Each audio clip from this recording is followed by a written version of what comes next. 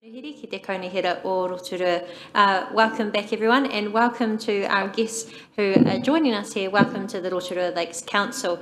We know you are very familiar with us, but also a very special building of ours, the Rotorua Museum. So we welcome you and we welcome staff here for this workshop regarding the museum. I just wanted to open up as the Mayor and welcome our guests, but also note for those live streaming and members of the public in attendance that this is something a little bit different that we're undertaking here with this workshop. The difference in being that because this is of such a high interest to our community, and of course a significant asset for the Rotorua Lakes Council, we are having this additional workshop in a public session as well. This does also reflect a wider commitment of this council to ensure better transparency and communication with our community on the issues that matter to them as well. So we look forward to providing more opportunities like this on those issues in future too. So without further ado, I'd like to hand over to our team, in particular our DCE of Te Aroha Partnerships, but also the sponsor of this project, Gina Rangi, who will overview and then introduce us to the team who I'm sure have some very interesting information to share with us in this session. Thank you for being here. Tēnā tātou katoa. Thank you to the Mayor for those introductory comments. So, as noted, this is a public workshop and it is being live streamed. The purpose of this is really an opportunity for elected members to ask questions, to hear from our technical experts on the ways in which we have addressed the feasibility of the project. So it is not a hearing and it's not a decision-making process. So we will be taking questions at the end of each presentation from the councillors. There are 4 workshops that we have scheduled to support you as you work towards your final decision making in August. So this is the first one, and the focus of this one is on the feasibility of the build project itself. So it's looking at what is involved in planning for, identifying risk, mitigating that risk as we approach the build and the construction process itself. The second and third workshops will be held on the 12th of July. Again, those will be public workshops, and those will look at financial strategy, so looking at the level of council's potential investment if you decide to proceed with the project, and what the implications of that would be on our financial position.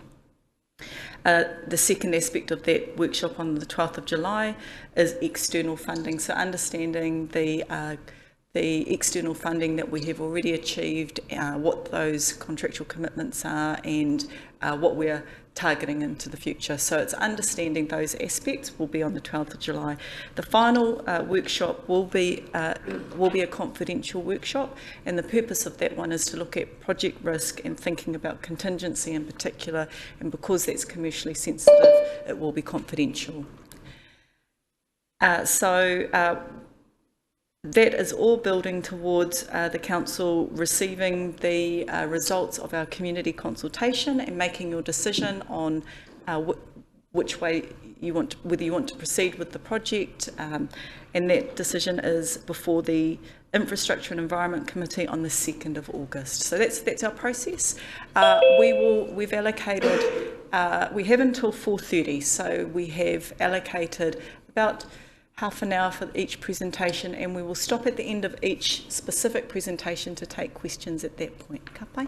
I'll now hand over to Amy to introduce our guests. Tēnā tātou. Kia ora koutou. I'm Amy McGregor. I'm the Program Director for Community Wellbeing. Most of you know me. I'm just going to take us through who's here and why, and then we'll get into the presentations. I think someone might have their microphone on in Zoom.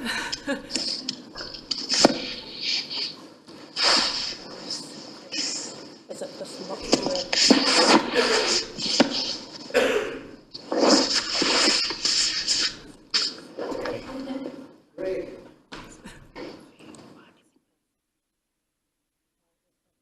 Apologies, we're just muting our participants on the Zoom. Thank you. Amy, we're with you. Okay.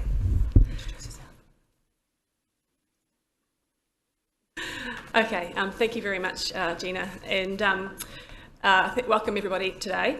So as Gina said, we're here to talk about the feasibility of constructing the design that we have in front of us. So the best people to talk to you about that design is our design team. So we've assembled them here today.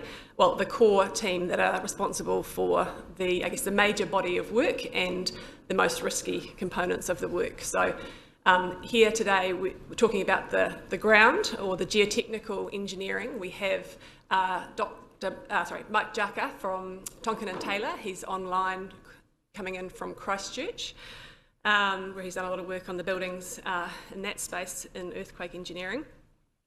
We have here with us the Desure team, headed up by Dr. Desure, and with Brandon Foley and Davina Shede. Welcome. And we also have here the team, our architects, and so we've got Matt Davey and Brent Withers here from Auckland from DPA. We do have many other disciplines involved in the design of this for this project. So we obviously have mechanical, electrical, fire. We have peer reviewers and so on. But DPA can probably talk to most of those if there's any sort of questions, because they've led the coordination across all the disciplines for us. So this is the team we've got here today to talk to you directly and answer your questions directly that you might have around any concerns and risks associated with moving forward with this project.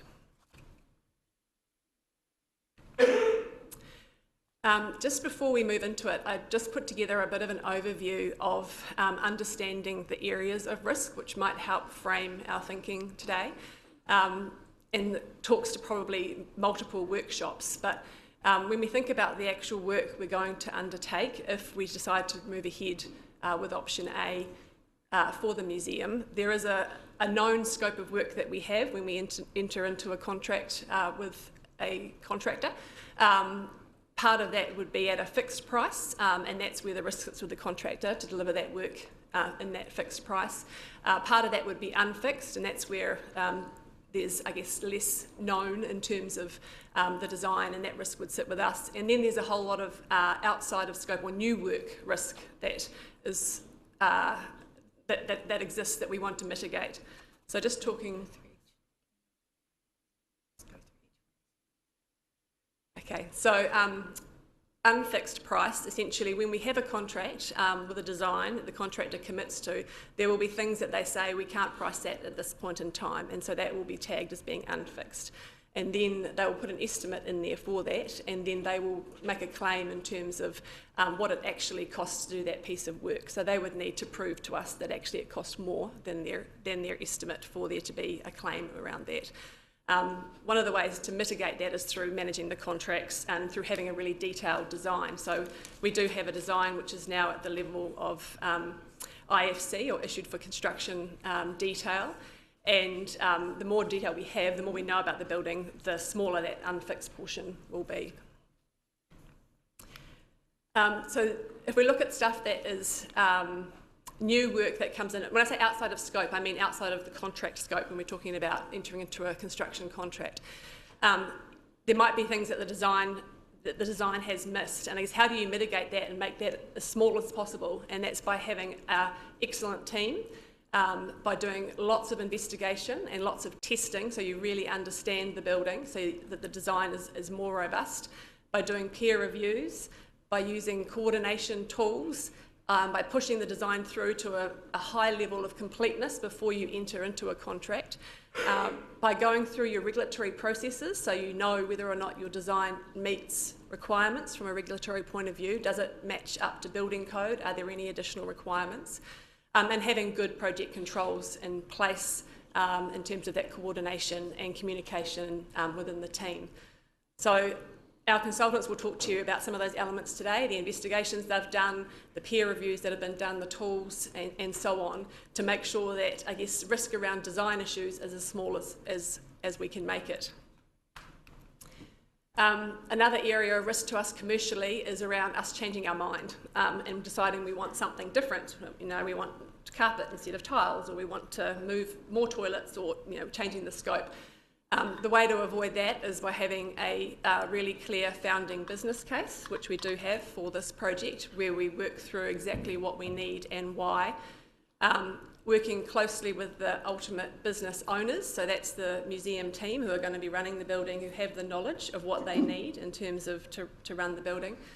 Working with other stakeholders, like our property team, for example, who would be renewing and maintaining that building. And again, having good project control processes and strong governance to make sure that we don't bring in any last-minute change, which is costly.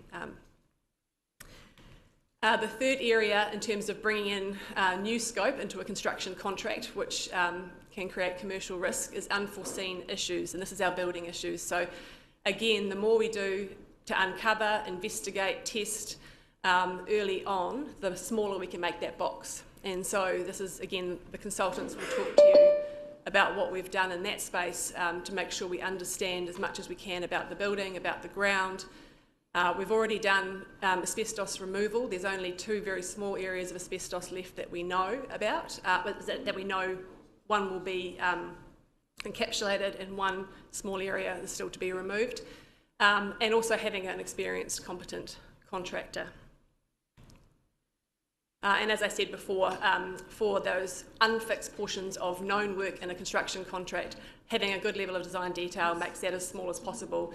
And then there's other tools and techniques which we'll talk about in workshop 4, which Gina alluded to. Just to be clear, this risk profile is talking about our commercial risk with respect to entering into a contract and taking that step and starting the work. Obviously there's health and safety risks as well, which mitigate that through having really good contractors, really good safety processes as well, but we're focused on the commercial risk here today. So that's a bit of an overview on, I guess, risk in the context of why we've got our consultants here to talk to you. I guess the key questions that you'll be looking to hear from the consultants and us today is, do we know enough? And you'll see the plethora of reports that we've got sitting in front of our team and drawings and some of the tools that they're using to demonstrate what we do know. Understanding what are the key components of the design, what are we doing?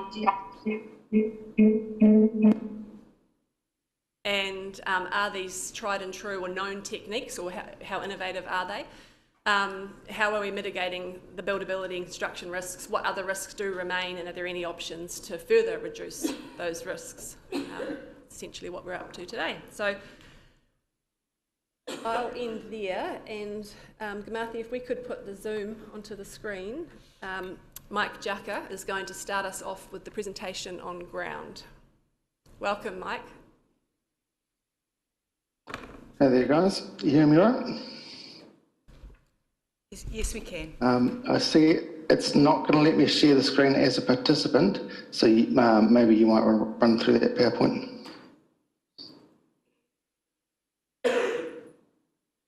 We may be able to update the options of sharing. Do you want to try again, Mike? It should work now. Yep, there we go. We're away. Cool. So hopefully you'll be seeing my screen there now with some beautiful heritage buildings on it, which is just starting up here. So hi guys, I'm Mike Jaka. I'm a geotech engineer with Tonkin & Taylor in Christchurch currently. I'm keen to talk to you about some of the things that we do in the ground with these kind of buildings in general, and how that leads to what we're talking about here with your museum, and in particular some of the quite specific technical stuff about liquefaction and how we've dealt with that risk for this project. So there's a bit of background to my experience in this area. Here's a few different buildings around the country that I've been involved in doing the restoration works on previously. We've got the Christchurch Town Hall on the top left there, which was damaged by severe lateral spreading during the Canterbury earthquakes. There's the Wellington Museum and the Wellington Town Hall on the top right-hand corner there, which has got some earthquake strengthening work being done currently with a whole lot of underpinning works there. Bottom left there, one of my first jobs actually at university was the Auckland Memorial War Museum, where we underpinned that building to put a 2-storey basement inside the existing building there.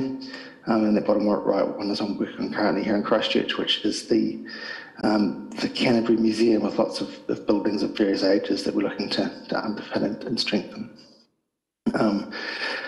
So all of these buildings are require quite careful work, quite careful geodetic assessment. These buildings are they've been restored. Like you go back to the town hall now, and you wouldn't even know that it had all that work done to it. So it's a great outcome. So certainly this is the sort of work that's done by specialists around New Zealand, on a regular basis. Of course, you've got something which is a little bit different that those other buildings didn't have, which is a hot, steaming mess of ground underneath you, which is a particular feature you've got there, which we need to be mindful of. And so we have put quite a lot of effort into understanding the ground, both from the normal geotechnical side of things, but also those particular geothermal and the thermally altered ground that we've got there. So, for example, there's been a bit of work done over the years looking at the temperature of the ground. So you'll see here some work we did back in 2021 looking at some of the geothermal activity in the area. You'll see over here, we understand the profile of the soil temperature with depth. As you see, it gets down to 60 degrees pretty quickly down there. This helps us build an understanding of the sorts of risks we'd be facing with doing any in-ground works. And certainly this understanding of the temperature and the ground down there has made us very keen not to be doing much down in the ground, because it's a pretty difficult place to be. So avoiding getting down into the ground at depth is a great way for us to avoid risk for this project. How we typically do investigations for understanding ground conditions is to poke this highly calibrated steel right into the ground. I assure you it's much more sophisticated than it looks, but yeah, in essence we push this sharp stick into the ground. What that gives us is a reading of the density of the ground and some of its characteristics. What's tricky with our site here though is we've got a whole lot of pumice and pernicious materials sitting there in the ground. And so when we do the sort of testing we normally do, we'll tend to crush those grains rather than actually testing their strength. So it's quite difficult to understand what the true condition of that ground is down beneath your feet. And so when we do the sort of traditional drilling we'd do, we get back soil samples that look like this, a bit of a big jumbled mess, because we have disturbed and crushed a lot of that pernicious material as we've gone through. So this is sort of, if you like, the general state of practice type of investigations is the boreholes and the CPTs. And if you do those sort of investigations and you apply the typical sort of engineering analyses that we do for predicting how these soils are going to behave, then we'd predict that the soil is going to liquefy when you shake it particularly strongly. What that usually points you towards for these sort of projects we're working on is to do some sort of ground improvement underneath the building. So you'll see here are examples of where we've put jet grout or piled sort of foundations under some of these sort of buildings to try and deal with that liquefaction issue. And so if you use those conventional everyday engineering testing methods and analysis techniques, this is the sort of path that you head down, and we were heading down this path earlier on in the project because we had to assume that material was liquefiable with the information we had. And as you can tell by the look of the works we're seeing here, that's expensive, it's time consuming, and you're risking damage to the structure, and you're bringing a whole lot more risk into the project by having to do that deep work, particularly underneath your existing building. And so there was a pretty sharp motivation there for everybody to try and understand this liquefaction thing a little bit better, to see, do we really need to go to this extra expense and risk of doing this underpinning ground improvement work underneath your building. So that's where we called in the big guns from University of Canterbury, University of Auckland, and we've been working probably over the last 10 years since the Canterbury earthquakes on some pretty high quality techniques to sample these sort of loose, granular, non-cohesive sort of soils. And so we did that for this project here. We've done it maybe sort of half a dozen times now on projects around the country. Another good example you probably know of is the Bay Park motorway in Tauranga, where they had much same problems with these pernicious soils, and we did the same sort of high quality sampling. And so we sort of push a gel filled tube into the ground to collect this sample with as little disturbance as possible. And you'll see, compare that sample there to what we had in the core boxes before. We've got a really good high quality undisturbed sample of that material. So we chuck that into the equipment there on the right, and we start doing a cyclic testing on the strength of that material. So unlike the conventional engineering technique, which is to poke the rod into the ground to see how dense it is and then do some correlations based on that, here we're actually physically measuring. We're putting a cyclic compression and tension on that sample to see how it responds. What that tells us is we get graphs back like this, which show how the soil stretches, how the pull pressures build up as you do that, how it starts weakening. And this is a real good news story, because when we analyse this data, we see that soil is actually substantially stronger than what you'd infer from the poking the sharp stick into the ground sort of testing that we've been doing. And so on the basis of this testing, and some pretty rigorous peer review that Eric had to keep us honest as well, we're able to show that actually we're not expecting substantial liquefaction triggering and ground settlement and those sort of strength loss effects until we get up to that 70% of NBS shaking levels. So quite a substantial lift in that NBS number that you can achieve without needing to go to that extra cost and risk of a ground improvement option to take away the liquefaction. So I actually use this project as a real success story around the industry, of where a client had the foresight to invest, several $100,000 of investment, I must say, into the high quality sampling and testing to prove that these troublesome soils weren't a liquefaction issue as we had thought, and doing so save tens of millions of dollars worth of ground improvement and risk. So quite a good payoff there. We have investigated the site to death pretty much now. So here's an example. Here's a map of the investigations that have been done on the site over the last 15 or so years. Lots of different types of investigations, inside, outside, targeting different things, but they've really helped to build up a picture of the ground conditions underneath there. There will always be surprises. There's always surprises when you get to a site and you start digging, and we'll have surprises on this project for sure.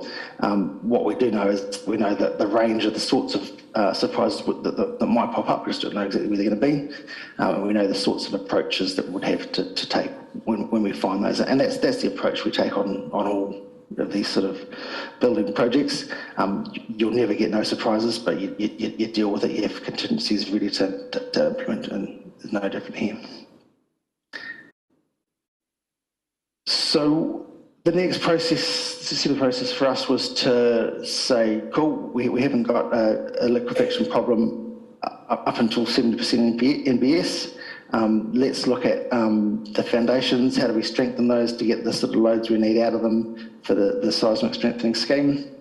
And here's an example of the sort of work we've been doing in conjunction with the structural engineers here to understand what the existing footings are, what the loadings are on them, what foundation strengthening works will be proposed. And so we put information like that into one of our geotechnical models like this, superimposing the loads from the building onto it, and that gives us an idea of the kind of settlements that we could be expecting. This one here is the static creep settlements. Soft soils continue to settle over their life, as anybody who owns a 100-year-old house will know. So this is our assessment of that ongoing creep settlement under particularly those heavily loaded gable walls. And we then map that out across the building. and this is one of the key deliverables we've provided to the structural engineer, is this estimate of ground settlement at the various locations across the building, so they can then understand what that means for the structure above and how they need to strengthen it to tolerate that movement.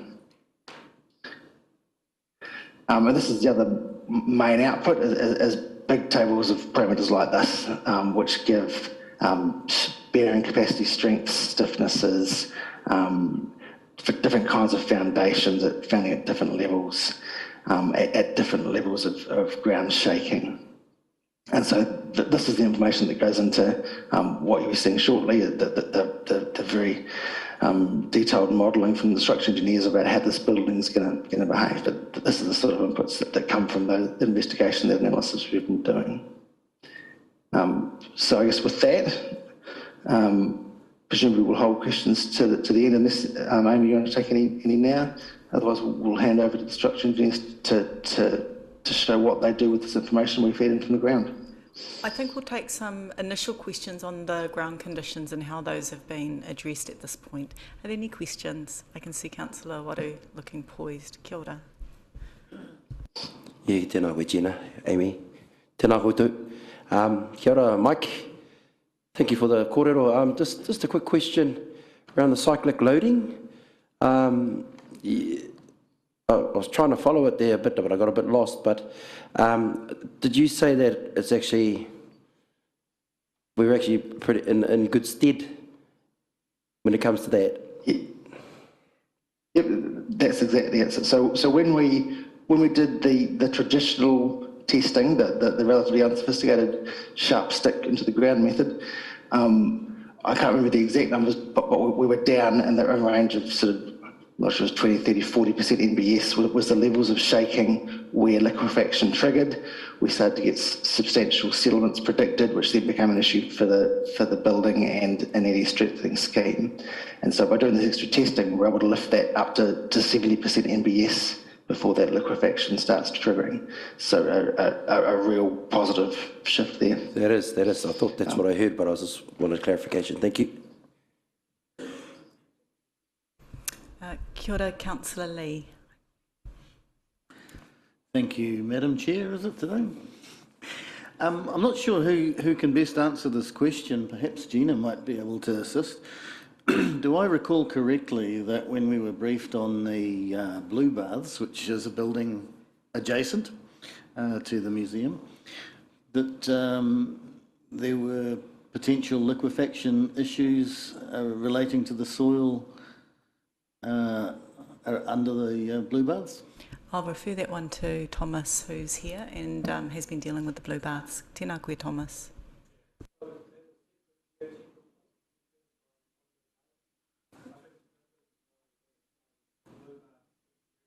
Sorry, Thomas, we'll just bring you a mic.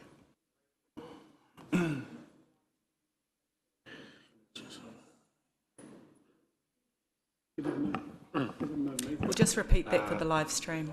Yes, there is a separate geotech report that relates directly to the Blue Baths with core samples that are related around 4 locations around that property. It is different, and the main reason would seem to be that the museum has had previous groundworks done where the Blue Baths hasn't, but the Blue Baths themselves sits almost directly above the Rachel Springs, and so therefore has quite a different geology.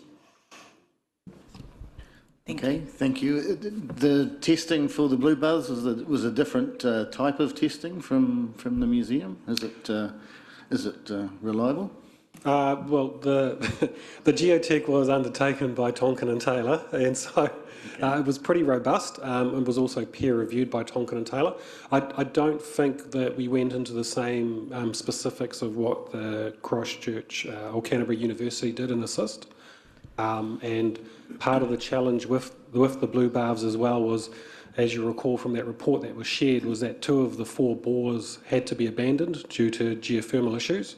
And so it is, while they're in close proximity to each other, it would appear that they seem to have different challenges.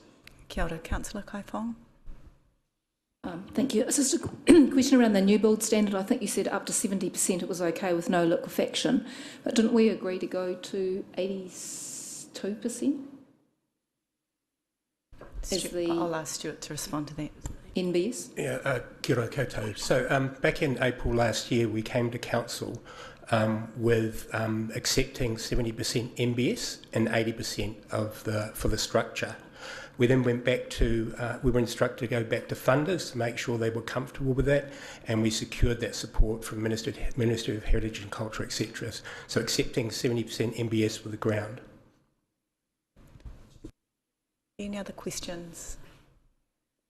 No, I think that's it. Thank you. We'll move on to the next presentation, which is... Did you? Kia ora.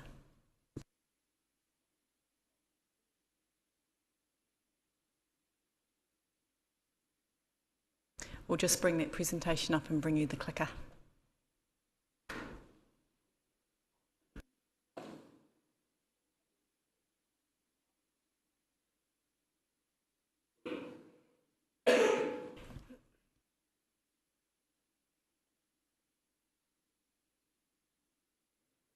Thank you very much. I'm Dimitri Dejour, structural engineer on the project for the last 2 years.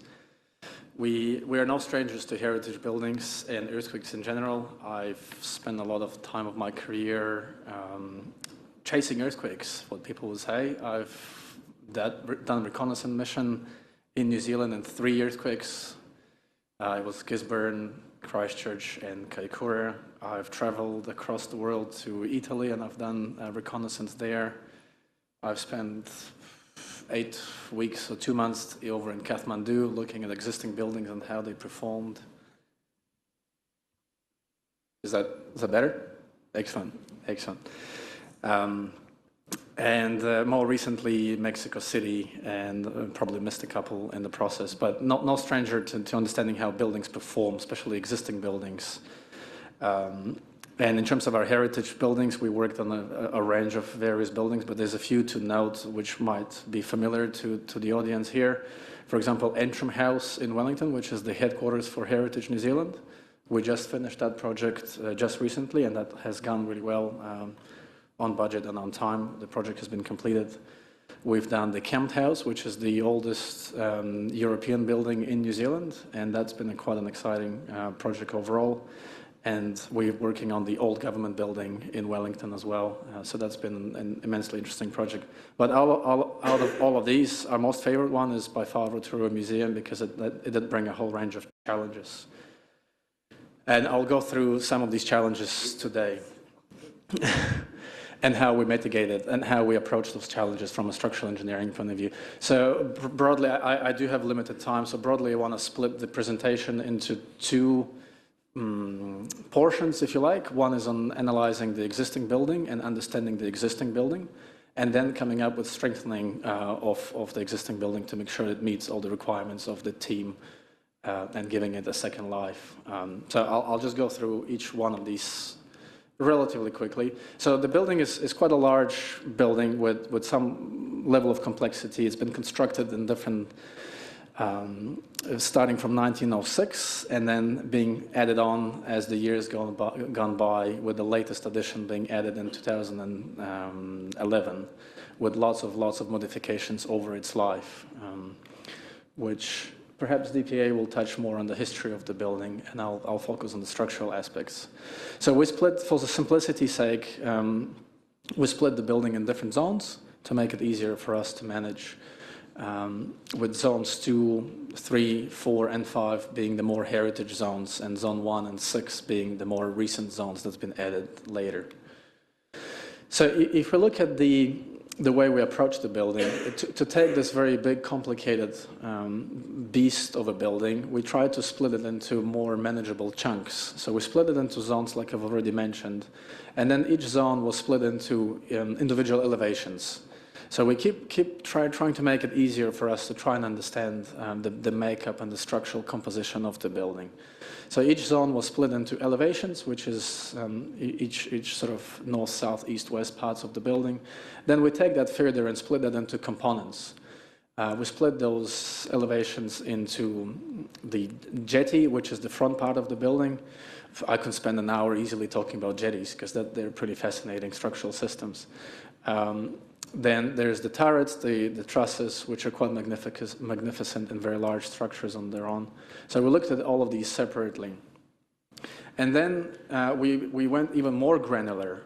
In order for us to understand how this building will work in an earthquake, we really need to reconstruct it in the computer simulated model.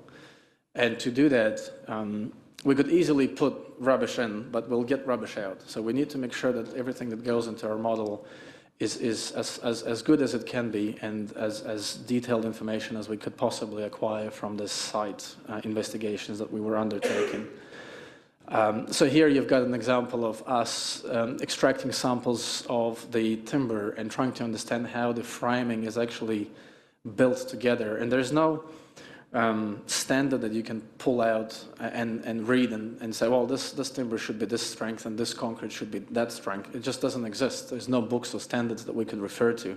So it was all back to fundamentals, trying to understand what the composition and construction of this building was. And it's quite a unique construction. It's not something that you just find built across the country. I think it's a one-of-a-kind, unique buildings. And so what we went as far as understanding how many nails were in each of the joints, what's the size of the nails, and then take that information and put it into our computer model so we can accurately simulate the building performance in the digital space. And as part of this, we kept building and building our understanding and knowledge of this building. And this all further helps us reduce the number of assumptions and future risk reduction in the design and subsequent construction of this seismic strengthening scheme, which I'll mention slightly later. So that's just more of the investigation work that we've done. For example, they've used lightweight concrete paneling. So the stuff that you see outside of the building, you see the dark colored timber framing, and then the infills between the framing is actually lightweight pumice concrete. So earlier on, they realized in the construction that if they would be building this building out of heavy conventional concrete, it's not suitable on the site because of the pumice soils that we heard recently from Tonkin and Taylor. So they quickly changed their approach and they designed a lightweight pumice mix, which was something that was quite new and novel for the period. So all of these panels are constructive material that we have nothing, we don't know what the structural compositions are. So we extracted samples, tested them in the lab and really tried to understand what those materials are. And that goes for concrete, any steel members, and any of the timber within the building as well. And then we went even a step further for the concrete elements. So these are the larger concrete walls that are sort of the main load-bearing system of the building, that are the gable walls in zones 3, 4, and 2. And we've just extracted so many samples. I think we've tested well over 50 samples in various orientations of existing pumice concrete, just to build a database and understanding of what those materials are, so that we can then feed all of this into the modeling, so that we know that our modeling is actually giving us reliable results. And because this building is over 110 years old, built on an active geothermal area from unreinforced pumice, you would expect some sort of movement. And that's what we've been seeing in parts of the building, particularly zone 3, where the big, heavy concrete walls have been showing signs of settlement over the years, and that's eventuated itself in cracks across the building. And we had anecdotal evidence of this moving this much and that moving that much, but we decided that we cannot work with anecdotal evidence and we need robust scientific numbers to work with. So we've instrumented the building with 42 crack monitoring locations and 4 digital wireless devices within the building. So that's been giving us data for well over a year now, continuous data about what the building is doing and which way it's moving, which has never been understood before that has taken place. So we now can see, and the information is so, the data is so sensitive, the instrumentation is so good that we can actually see the daily fluctuations in crack opening. As during the day, as the building heats up, the crack opens. As it cools down in the evening, it closes. And then there's seasonal variations as well. As the lake levels rise and fall, the building moves accordingly. So this has been fundamental to feeding towards our strengthening design and understanding how the building moves, and make sure that we're only putting structure where it really needs to be, and not just a blanket approach that would have otherwise resulted from not fully understanding what's happening to the building. And having this digital system has just been instrumental to decision making. So taking all this and then feeding it all back into our computer model, and if we can run that little video, that's just a very colorful, simple video to show that taking all of those bits of information and assembling it and reconstructing it back into a digital space and constructing it in a way that we can actually push this part of a building and see what actually happens. And if you see nothing else apart from just this colorful picture on the smaller part of the elevation, you see some bright blue colors appearing. That's just indication of where most likely the damage would be occurring in that particular part of the building, which immediately tells us where the problems are and where we need to be tackling and putting our strengthening systems in. Again, that helps us to laser focus our efforts and laser focus where the structure actually goes. And then back on that, on the same theme of keep building the digital space model, is we're putting all these elements together. So now we're happy that the elevation actually gives us the right results, because we can see how it works, and we're happy with how that works out. We're then putting all that together into a more of a 3D building model. So we're putting the trusses, we're putting the purlins and the roofing. We're then adding the concrete walls and the concrete vaulted floors into this whole system. And then what happens afterwards is this model gets run, and this is all in the as-built condition, right? That's as the building is right now. We're trying to understand what is happening. Once we get a good understanding, we then implement a strengthening system. And it's an iterative process. So we would try a system and see how that improves the performance and whether that satisfies our criteria. And if it does, excellent. If it doesn't, we will then tweak it and modify it and rerun the model again. The problem is that every time we do that, that takes about a day to run, and that's for each of the zones. So it's been a very lengthy and time-consuming process to get to where we are now. I will not go into the details on this slide, but I'll bring some examples of what the strengthening actually looks like. And then what happens afterwards, and if we can just run that video in the background, is all of these separate zones get put together.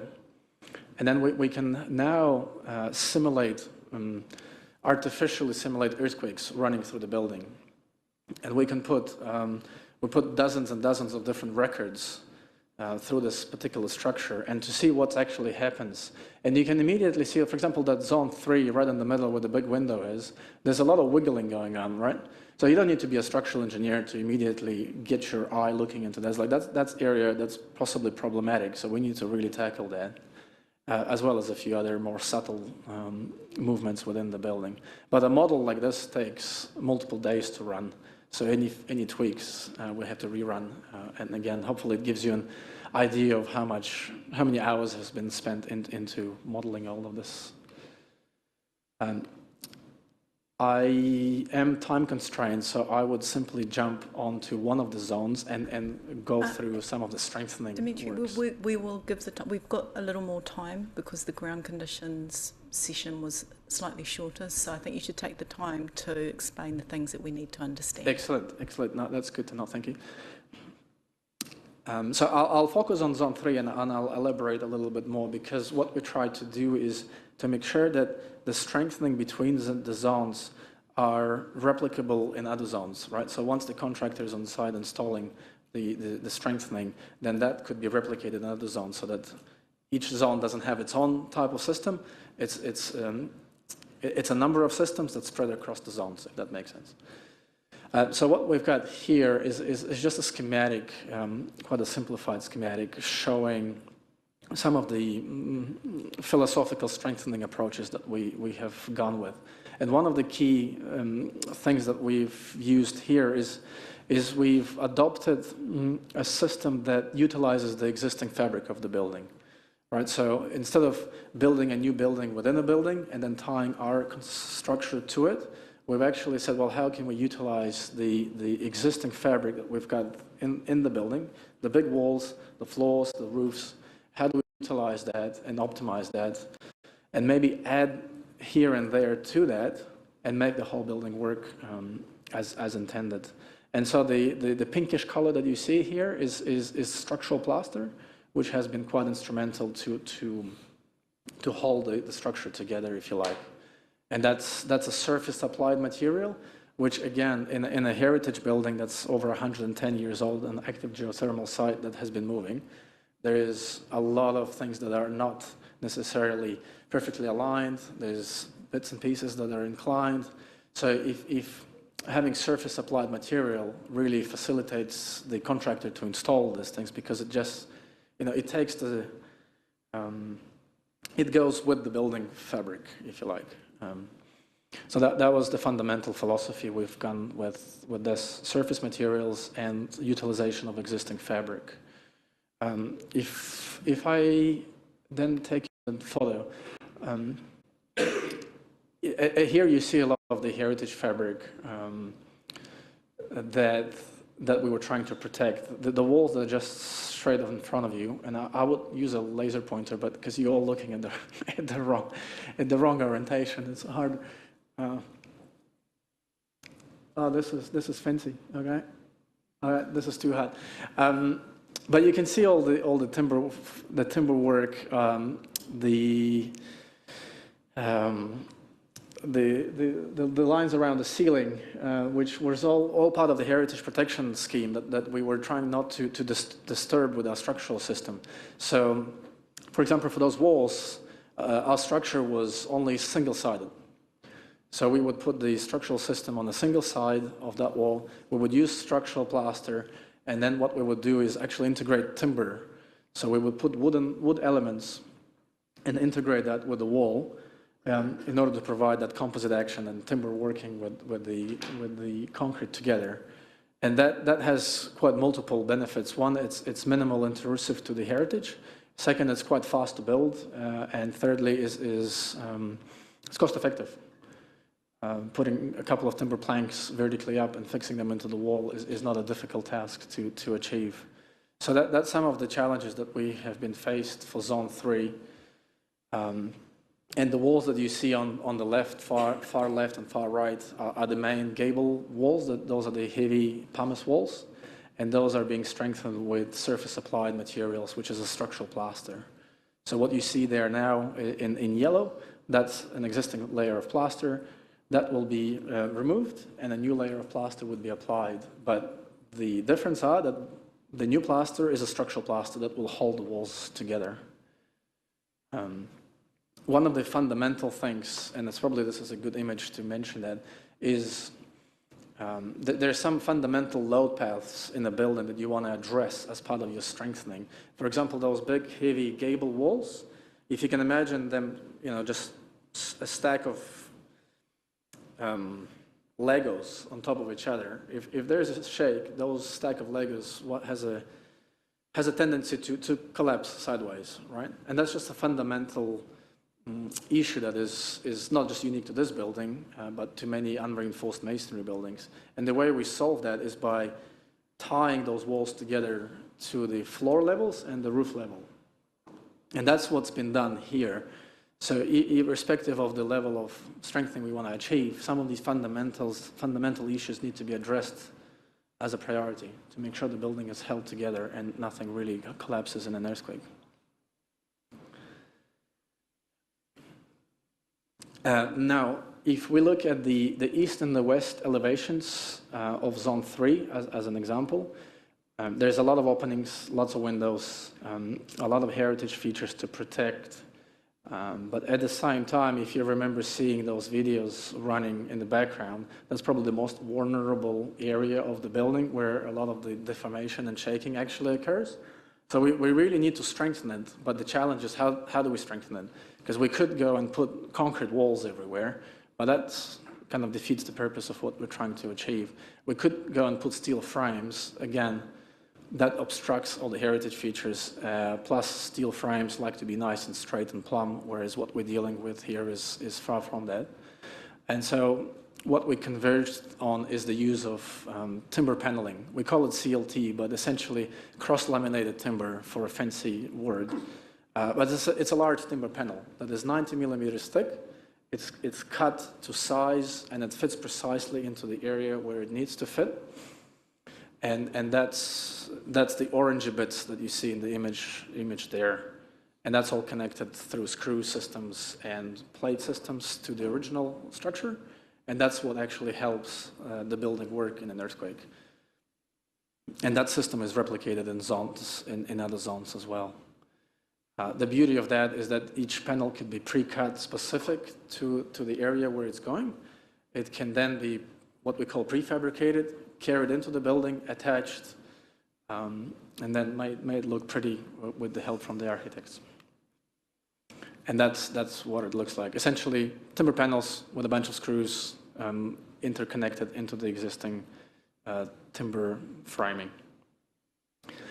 We then took it a step further, which we normally not do for a lot of our projects, but we did for this one, where we would, like the idea of structural plaster, we wanted to really make sure that it works as we intended in our design. So we actually installed it in various parts in the building. We had a heritage mason come in and install samples of the strengthening technique throughout the building.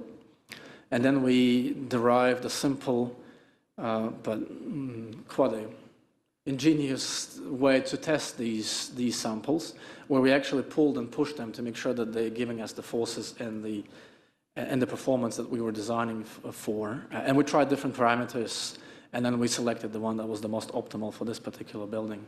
So that was done all on-site in the museum to make sure that we're not making any assumptions, that it actually works as intended. Then the anchorages, if you recall my little description about the Legos falling outwards, in order to hold them in place, you got to anchor your roof and your floor to your concrete. But this is not just ordinary concrete, it's a pumice concrete. And there is no literature where you can just open a product catalog and you find a capacity for this anchor and that anchor. We actually had to go and test them on site. So we tested a whole bunch of anchors on site in tension and shear, again, to find the most optimal solution. And then we use that in our design. That's what's been specified in the design. And all of those are helping us to de-risk the construction process, so that we know that this particular anchor in this particular installation actually works, so that we're not making any assumptions. The other tricky area with this particular project is the basement area, because we are working, I don't know if you've been down there, but it's not a lot of headroom to work, so it's quite a confined space. And given that we are in an active geothermal area, it creates a whole bunch of other challenges, like the H2S gases and etc., and accessibility as well. So that came heavily into our design thinking. There is a couple of, in the basement, there's some strengthening which involves, for example, steel frames. So all of our steel frames are designed in such a way that it's all bolted. So it's all prefabricated outside. It gets carried in, manhandled inside, and then all assembled and bolted together. So a lot of that has gone into the design thinking as well. And what was very instrumental to further de-risk this process is to get the early contract engagement. So we had a contractor who was working alongside with us and sort of bouncing ideas and looking at our design and discussing what would be the best way to construct this part and which way will be best way to construct that part. And so we've taken all of that on board, and that reflects, all that is reflective in our design. One of the big ticket items is potentially the foundation strengthening, which Tonkin Taylor has touched on, and I've mentioned the fact that there has been some settlement within the building. So to mitigate that going forward, we've designed a foundation improvement system, and that's been designed in a way that the contractor could install it in bit by bit. So you would install it in segments of a couple of meters. That gets, so what you would do is you would excavate under the existing foundation in a small length of a foundation. That will then be reinforced and poured with concrete before you move to the next set of the foundation. So you're almost doing it bit by bit by bit and moving your way across the building, again, to try and reduce the risk that this type of construction would pose. And by doing it in that fashion, you're really making sure that there's always a solid foundation underneath the existing building portion. Again, countless hours spent with contractor discussing the methodology and making sure that that's actually buildable. And that's the yellow parts here shown in the schematic here. So those are the west and the east walls. Sorry, the walls that's orientated east and west. And those are the ones that are the heaviest, and they're the ones that are showing signs of deformation. So those are the ones receiving the strengthening. And those are the ones that I've described that will be done piece by piece. And the blue bits and pieces of steel is where the mechanoset, if you know what the mechanoset is what I've described, bringing bits and pieces of steel and bolting it together once it's inside. The other thing that we haven't done on any other project, but it's actually been absolutely instrumental to this one because of such a complexity, we've actually based ourselves in the building multiple weeks at a time. We set up a portable office with our big LCD screens, a temporary power supply, and we would just almost live in the building and design our bits and pieces while in the building. And that was instrumental, because instead of making assumptions, we would just come up to a joint that we're designing, tape measure out, measure it, design it exactly as we can see, no assumptions being made. And anything that we are that we need further information on, we get our toolbox open, we open up the area, we understand what's inside, and that's how we design. So we spend a lot of hours in this building. And I think that's what made a big difference for the design as well. The design efforts has been really fast-tracked as a result of just being based in the building. That was really instrumental. And if I just keep moving up the building, if you look at the mezzanine floor on level in zone 3, again, we try to optimize the use of the existing fabric within the mezzanine. So all of the existing joists are staying as they are. We are putting diagonal steel strips, which are very thin strips, and those are the green bits of lines that you see shown in the mezzanine floor. And then the mezzanine floor actually gets anchored quite regularly to the concrete walls at regular spacings with those anchors that I've shown to you earlier. And then we're putting plywood sheeting over that to stiffen everything up. So once this is all finished and people walking on the mezzanine floor, they would have no idea that something has actually been done to it once this is completed. And if we keep going up the building, up in the attic space, there's a little bit of structural work involved there where we put in plywood sheets. Again, plywood was quite a good material because you can cut and shape it to the shape of the existing building and then structurally connect it to the existing structural system. Keep moving up the building. The roof diaphragm, which is essentially the roof structure, is getting a plywood overlay system installed on it as well.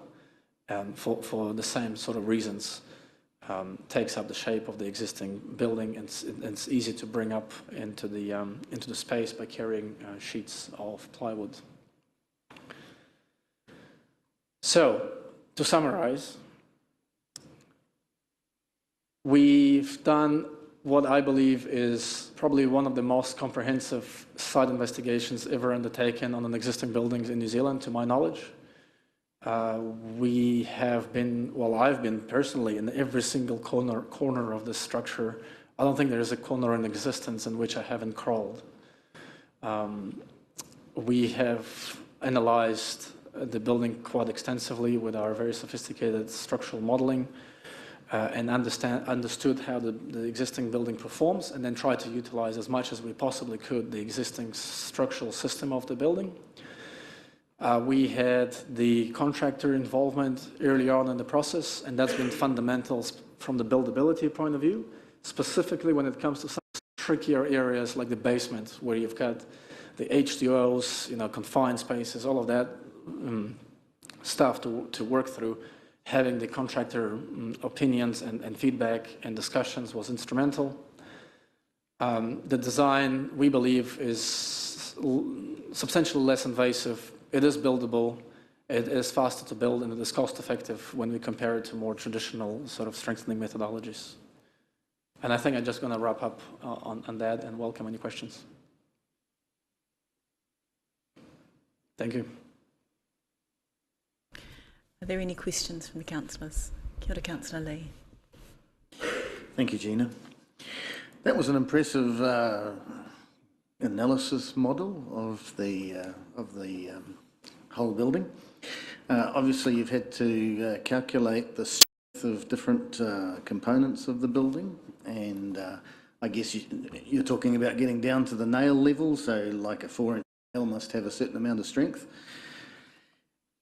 How do you account for hydrogen sulfide and what effect that may have had on nails and the strength of nails over the last 100 and some years since it was built? What do you know about how well the nails that are in the building holding it together have survived?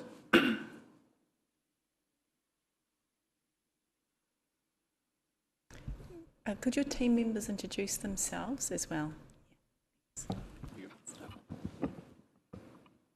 Hi everyone, my name is Brandon Fowley, Senior Structural Engineer.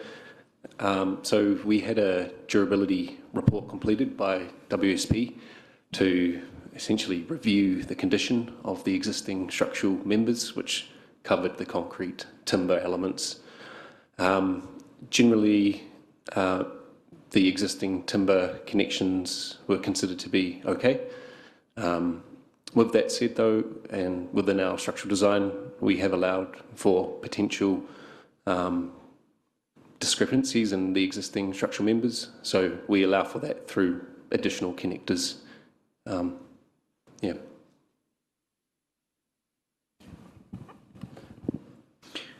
Sorry, I'll just add to that as well. Just above, the effects of sulfur is very noticeable in the basement level. As soon as you move above that level, those effects are drastically reduced. And so in some of the areas up on the roof where you're climbing through this maze of spider webs and you look at some of the nail connections and they're actually in pristine condition, which was some of the surprise. So it really changes as you move to various parts of the building. So the nails are in pristine condition whereabouts, did you say? Up in the roof space. Up in the roof space. And down below? Generally in condition, yes. It's just as Brendan mentioned.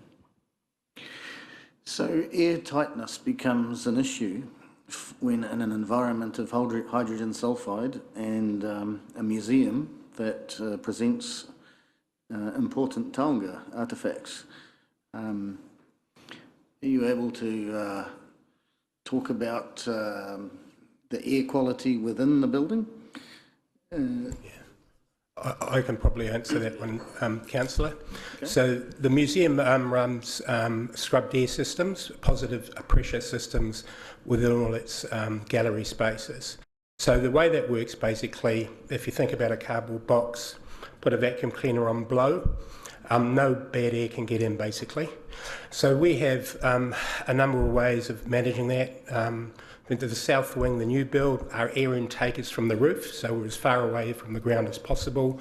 That goes through a first stage scrubbing process that then feeds into the second stage. The second stage circulates around about 75% of existing clean air, and 25% is basically the pressure that's pushed out of the building. We monitor that with a system called an on-guard system. So on-guard systems are used throughout the world in measuring air quality standards within heritage buildings. It's in the Opera House, Taj Mahal, places like that, where they're trying to mitigate some of the pollutions that you might see, arsenic and things like that in the air. In our particular instance, we're obviously managing hydrogen sulfide. We do that using copper and silver discs that give us a minute amount of corrosion within a gallery space. They start off at zero, and then they gradually creep up. How quickly they creep up measures the air quality within the museum. In the last 3 years of operation, the museum gallery space is operated either in pure air or very good air under European standards. Just going back to, there was a previous question, I think Brent Withers, who's online, wanted to respond to the question regarding how well some of the materials have held up over time. Did you want to address that, Brent? I'm Brent. Oh, sorry. I'm here, yeah. It might have been me. So to follow on from Stuart's discussion, it was some of the early design decisions were around ventilation. And this is in the basement specifically. So the building originally was very well ventilated. It had openings on both sides of the building, on the east and west, and it naturally ventilated. When the verandas were closed in the 50s and 60s, it lost some of that. So we're reintroducing forced ventilation to the basement, so the basement will breathe again better than it ever has. That's for many reasons, but one of the reasons is to prevent corrosion of some of those elements that we need to rely on.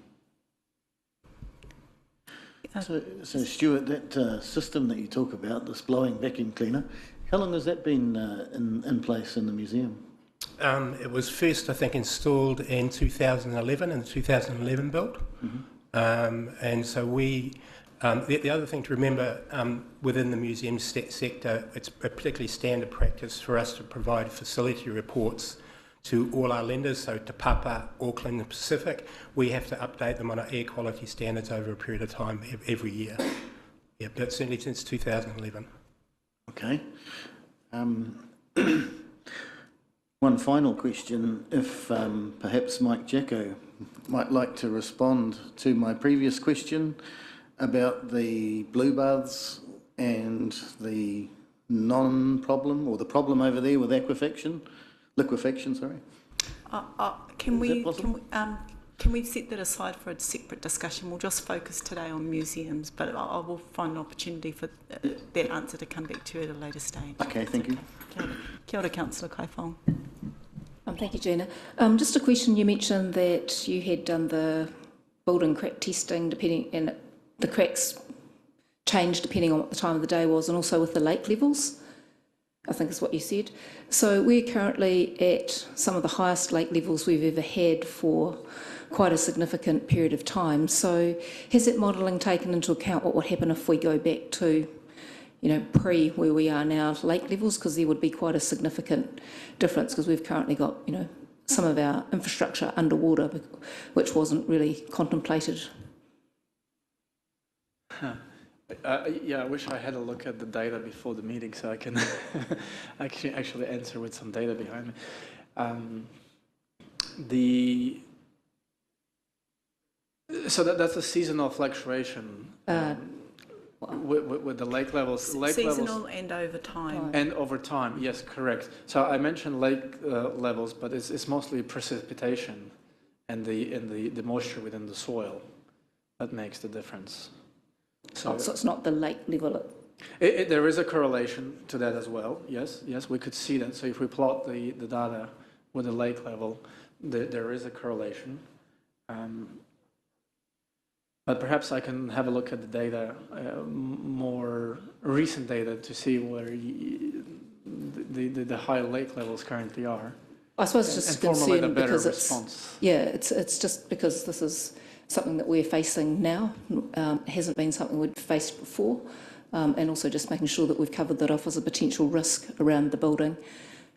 So thank you for coming back on that. My other question was just around the roof. So you talked about putting plywood sheets into the roof with an overlay system to sort of hold the walls to that.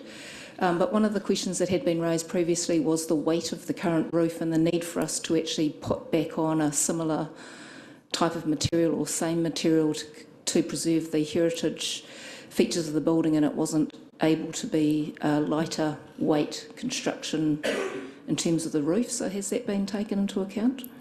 Perhaps the DPA can attest to the actual selection of the roofing. But we did a study on the different roof weights. So we exclusively looked at that as a separate topic and see what effects it would be having on the seismic performance. And from, I don't remember exact percentage, but there was a very small percentage of the influence it actually had on seismic performance. So we were happy for the roof selection to be governed by the architectural requirements rather than structural requirements. If you don't mind, I wonder, will your presentation talk to design around the roof? Should we stand that question down till the DPA until you've had your presentation? Yeah, that will be covered by the presentation. Okay, let's do that.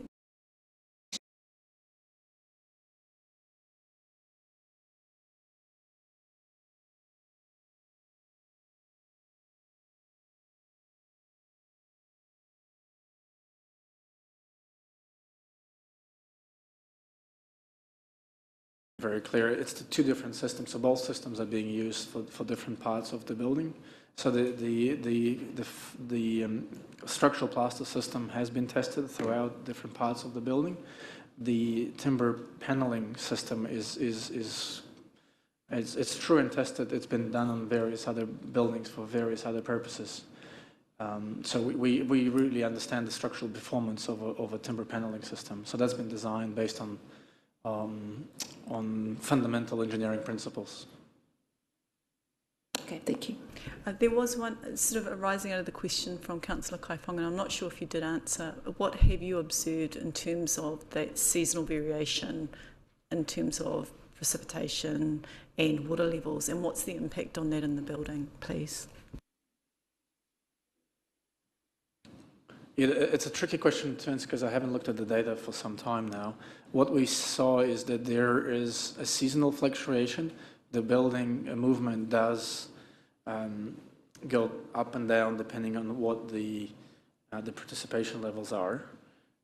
It does this if we take away the seasonal variation. There is a continuous settlement of zone 3 in particular, where we're seeing a down settlement of these walls, which we already knew because that's what we can visually observe. What we didn't know is the magnitude of the movement of those walls. So if we take the seasonal variation out of the equation, and keeping in mind that we've been only recording for just over 12 months, so we just covered one full seasonal cycle. So what the information we have is the best we can have at the current stage, but it's quite good that we have actually covered the entire seasonal cycle, but it's one season. But what we can see is that after a season, the building movement does come back, but there is some what we call permanent deformation that stays within the building. But that's as a result of the soil conditions. And I think probably the question is, how have you taken that into account, or have you taken, have you relied just on that variation to inform your design? What additional exceedances have you allowed for in carrying out the design? Yeah, so we put it's a little bit of a puzzle because the data from the deformation measurements is one of the data points.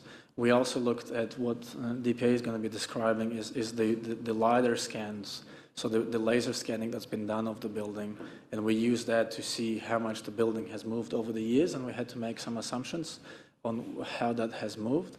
We've also looked at visual observations and did our own measurements.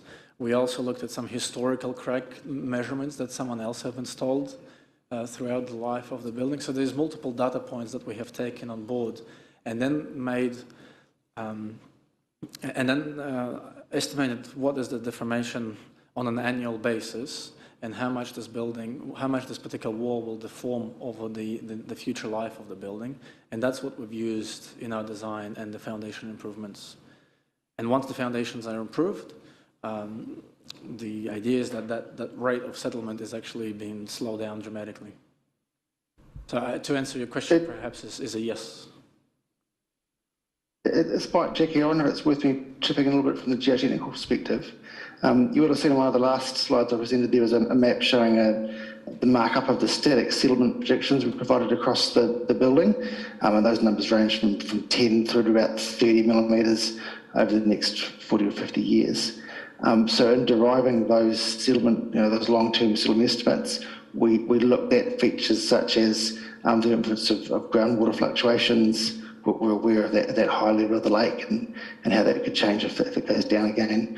We looked at some of the ongoing slow creep settlement as well as just, we know from looking around all around New Zealand that buildings settle by some amount over long times. And so that's what that 10 to 30 millimetre range we've provided seeks to cover. Mayor Tapsell. Thank you very much. Just a question around the structural integrity of the building and the recommended solutions you'll be proposing. Just checking, is that just for the structure as it is currently?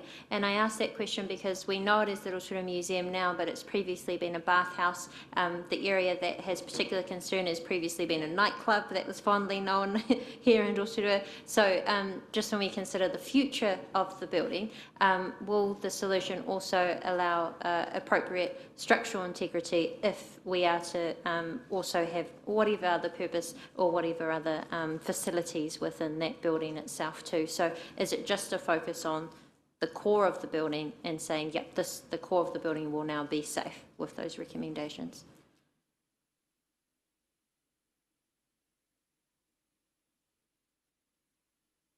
Like, I suppose the frame of the building as opposed to whatever ends up inside it. It's the skeleton of the building that is currently in existence is been the focus of structural strengthening.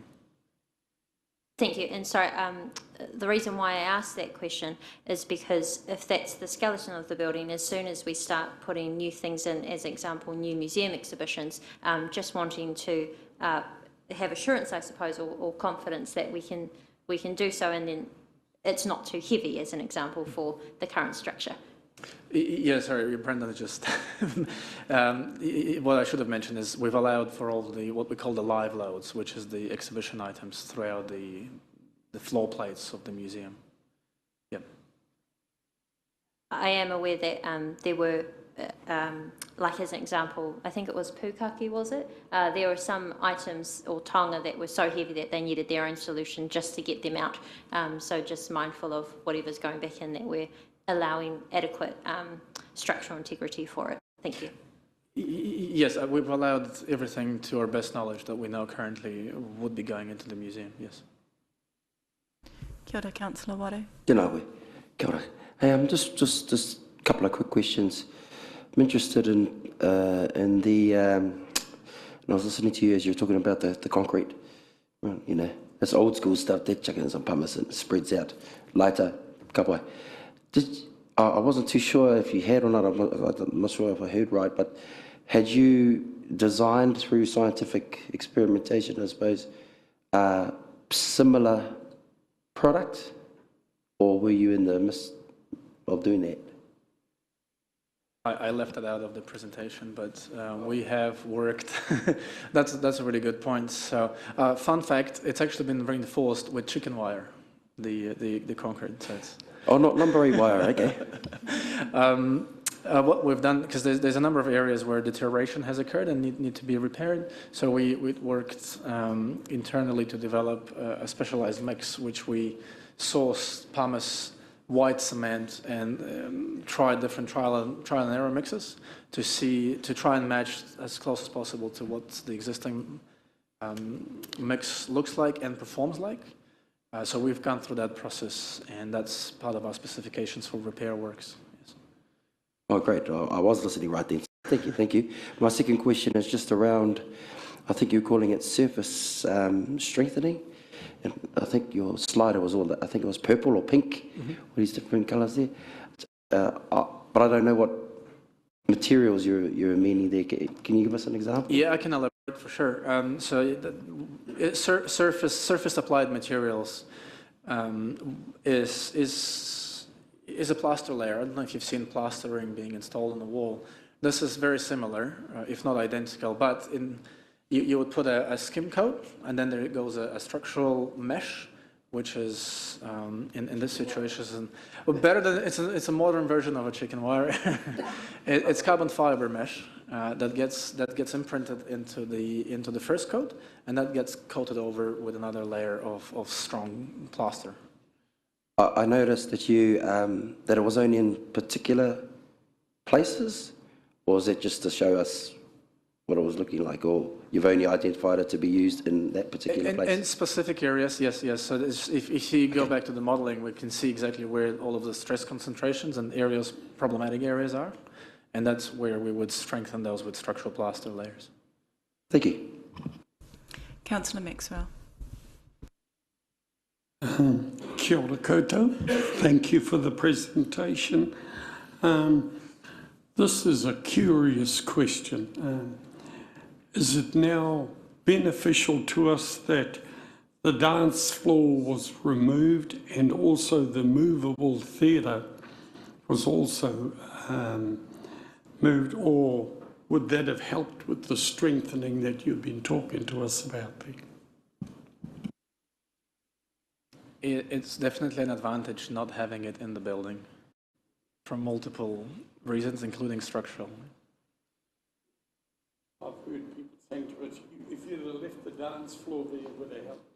It would have helped, but I'd rather hear from experts. Thank you. Councillor Fong. Thank you. Can I just follow up on the question that was asked by Mayor Tapsell?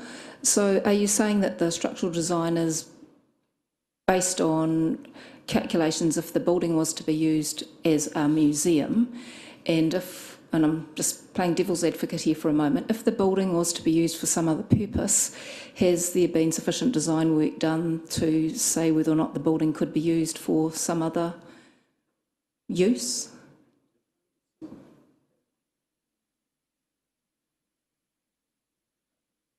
Yeah, it kind of depends on what the use would be. For, say, a typical office scenario, it would cover that because the live loads that you consider for a museum are typically higher than an office. If it was for a gymnasium or a hospital, then it wouldn't. And so you'd have to undertake a review for those scenarios, basically where the live load has now increased beyond what we've currently allowed for, which is actually quite a high live load. It's 4 kPa. So when you say like a hospital, do you mean like accommodation? So if it was a hotel or something like that, would that be similar to an office, or would that be similar to a... Yeah, I think it is similar to an office. Yeah. So the building would be sufficient. If for some reason the building wasn't used for a museum, it could potentially have some of those other lighter commercial type purposes. Is that what you're saying?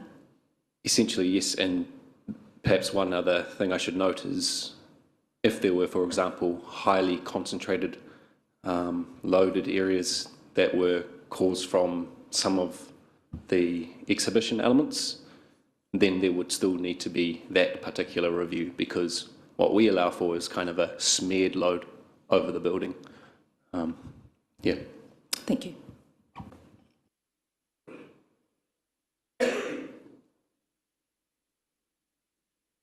Sorry, Gina, are we going to be talking about the roof in the next... In the next session? I'm sorry, Dimitri, did you want to add to that comment regarding... No, just to summarise that it's... Because 4 kPa is quite a high design load, so it will cover a lot of the uses. It will exclude uses like the hospital or any storage, for example, is 5 kPa, but that's essentially covering your floor permanently with load. And that's where your highest lows. But any other use, most of the other uses will satisfy that 4 kPa requirement.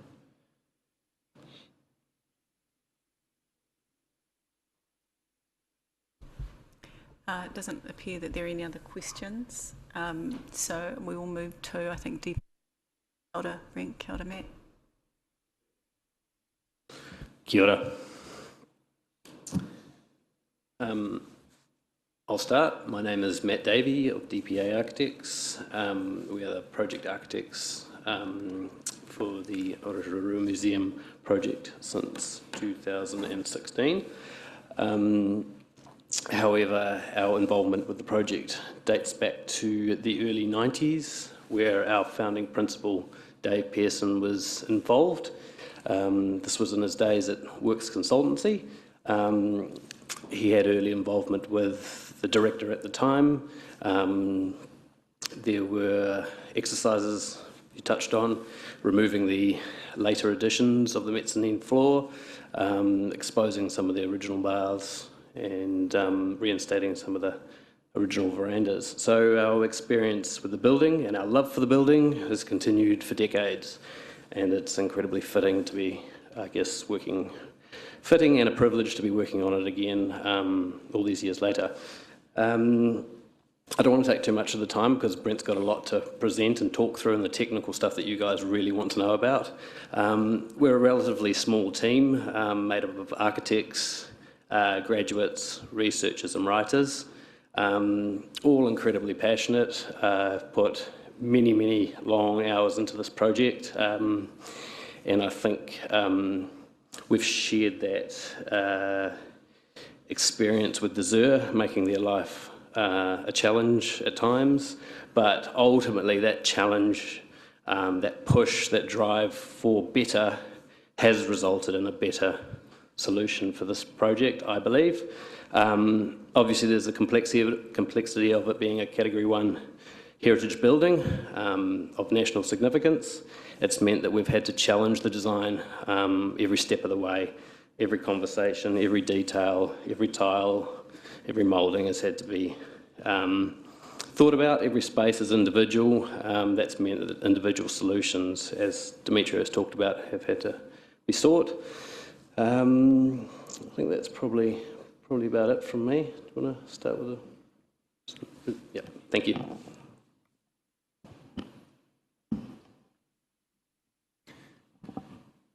Kia ora tātou, ko Brent Takawengoa. I'm an associate at DPA, been privileged enough to work on this museum for a number of years now, and like the ZUR, I hope that's loud enough, like the ZUR and a lot of our DPA team have spent many hours at the museum building. What I want to talk to you today is about the tools we use, the process we go through to do what we do, so that you as a team have a good understanding of what we've been through to get where we are today. We start off by point cloud scanning. We were lucky enough to have a scan given to us. It was done before we arrived. RLC were commissioned that before we were taken on board. It was done by a company called Asbuilt.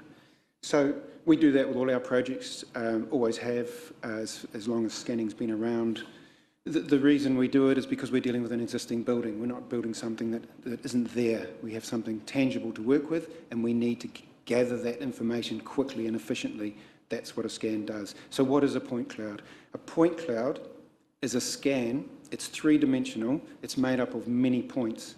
Each point has an X, Y, Z. So each point knows where it is in space and sits there. To view the cloud, from a layman's point of view, it's a little bit fuzzy. We can see it's 3D, but it's kind of not there. It's a little bit invisible, a little bit transparent.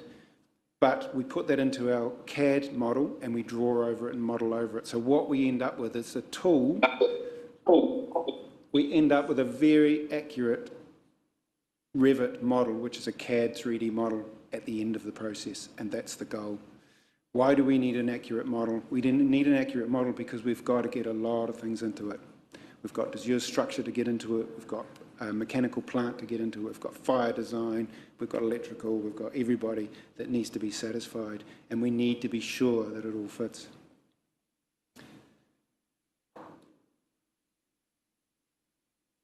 The point clouds are huge files.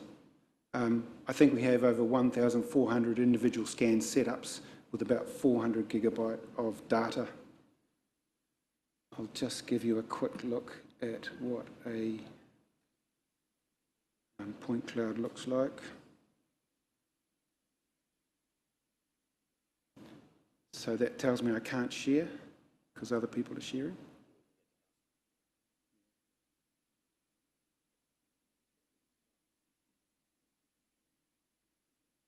We're just setting up sharing now. Thank you. Kia ora, Councillor Brown. We can see you. There you are. And we're now sharing. Thank you. Yes. Sharing on one.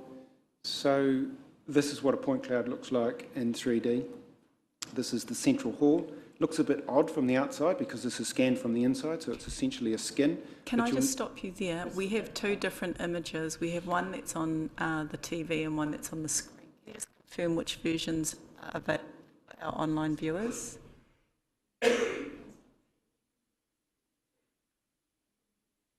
You stop. Can we reset that? Yes, thank you. I just want to make sure that it's visible to those online.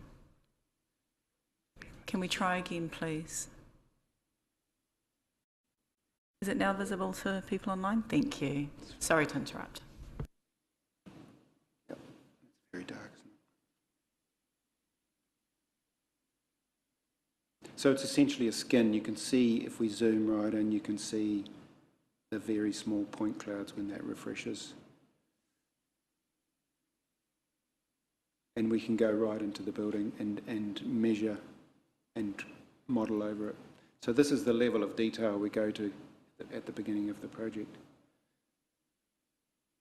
Can I ask that you project your voice a little bit, please, and Sure. maybe move the mic closer? Thank you. Sure.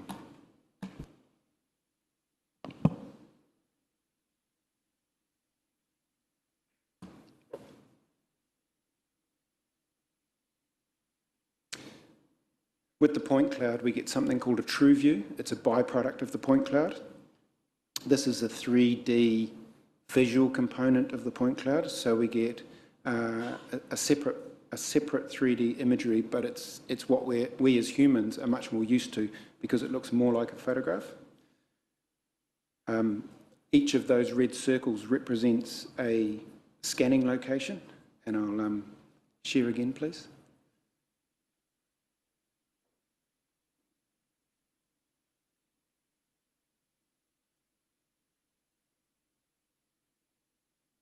So what we get in the point cloud, in the true view, is a plan which shows us all the scanning locations, so we can go to any one of those locations. And this is one we had done of the gallery level in the central hall after we'd stripped the wall back to the original framing.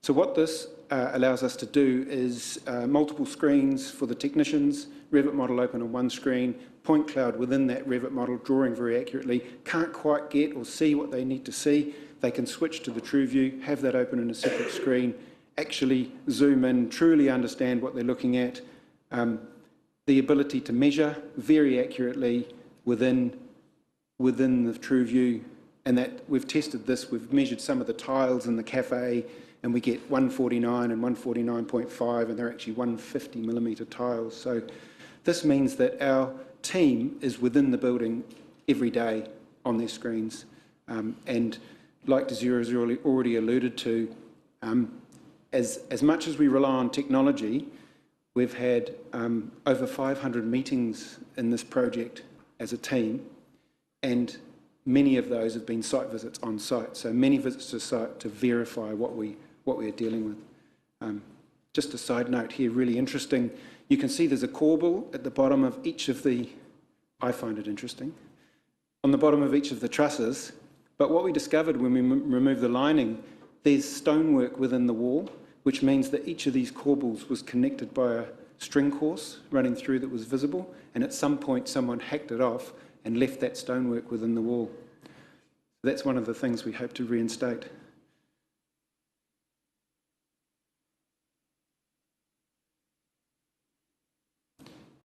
And I'll stop sharing there.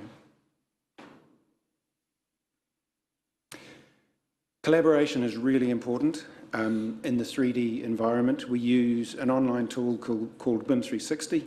It's where all the models live, and by all the models I mean all of the consultants' models. Each of the consultants has their own model as a master, and then all the other consultants' models are linked into it. So we, the architects, have a single model with all of the other consultants linked in, and Azure would have their structural model with all of the other consultants models linked in. What that means is we have complete models to work with everything within them.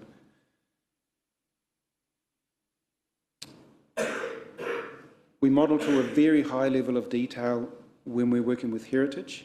It's really important because the detail is important. That heritage detail we either need to recreate or reinstate once the works are finished has to be modelled accurately, otherwise it ends up getting lost.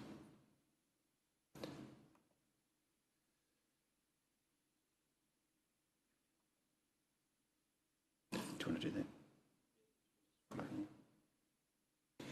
This is a 3D model of the mechanical plant and hydraulic. Oh, you wouldn't recognise it, but that's the Rotorua Museum. That is the previous structural scheme, which was largely made up of a frame within the building that the building gets tied back to. Then we have the new structural scheme, which is, although there is some steel elements, is generally made up of sheet material. Desir has already alluded to plywood sheet, CLT, panels 90mm thick, and reinforced plaster. So quite a different philosophy. Then we have the integrated Revit model with all of the models. It's got a lag.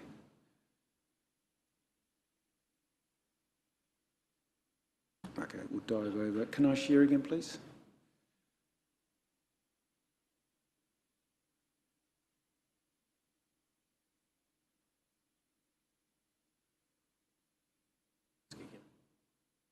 That's coming.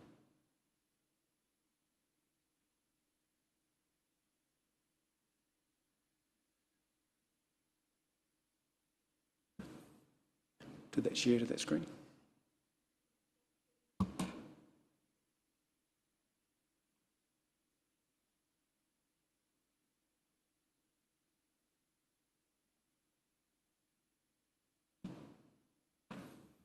So there we have the entire integrated Revit model, which as you move it, you can see the other services and structural engineers model coming out from underneath the architectural. And to give you an idea of the level of detail, this is Zone 3, Central Hall. And to give you all of the structural model is incorporated into this. So as, again, when I spin it, you can see the structural skins under the tiles and on the wall surfaces, with all the plant modelled into the roof space, all of the roof space structure, coming around to Zone 2A, the circulation space, new lift, new stairs, all integrated into the model. It's just to give you an idea of the level of modelling we go to, which, again, is all about that security and surety that we can do what we intend to do within an existing building space.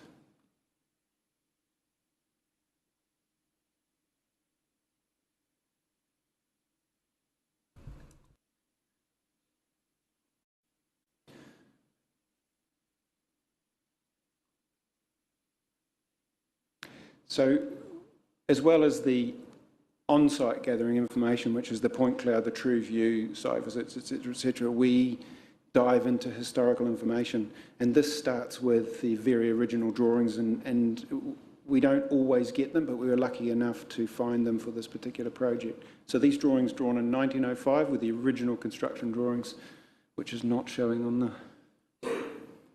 Is that...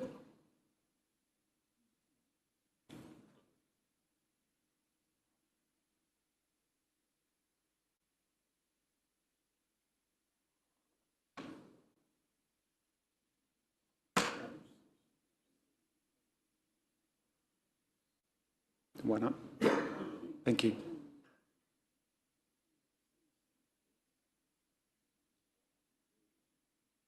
These provide a wealth of information. So this is the starting point. So we can see what's in front of us, we can see what's been scanned, we've sometimes removed linings, and we need to compare that back to the original. This helps us to determine what might be original fabric and what might be later fabric.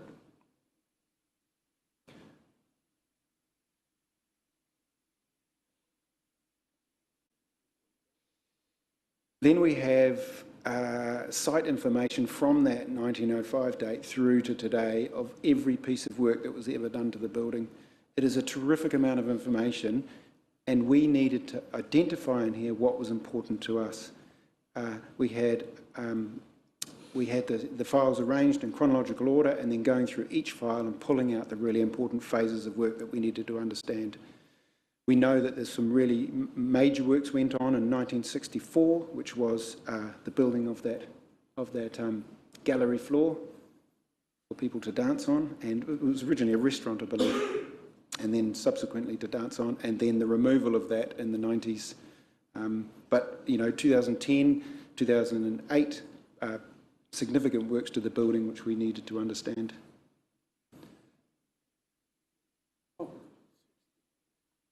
Along with the original drawings, we have a collection of original construction photos, which were also incredibly useful to determine that what was drawn on paper was actually what was built on site.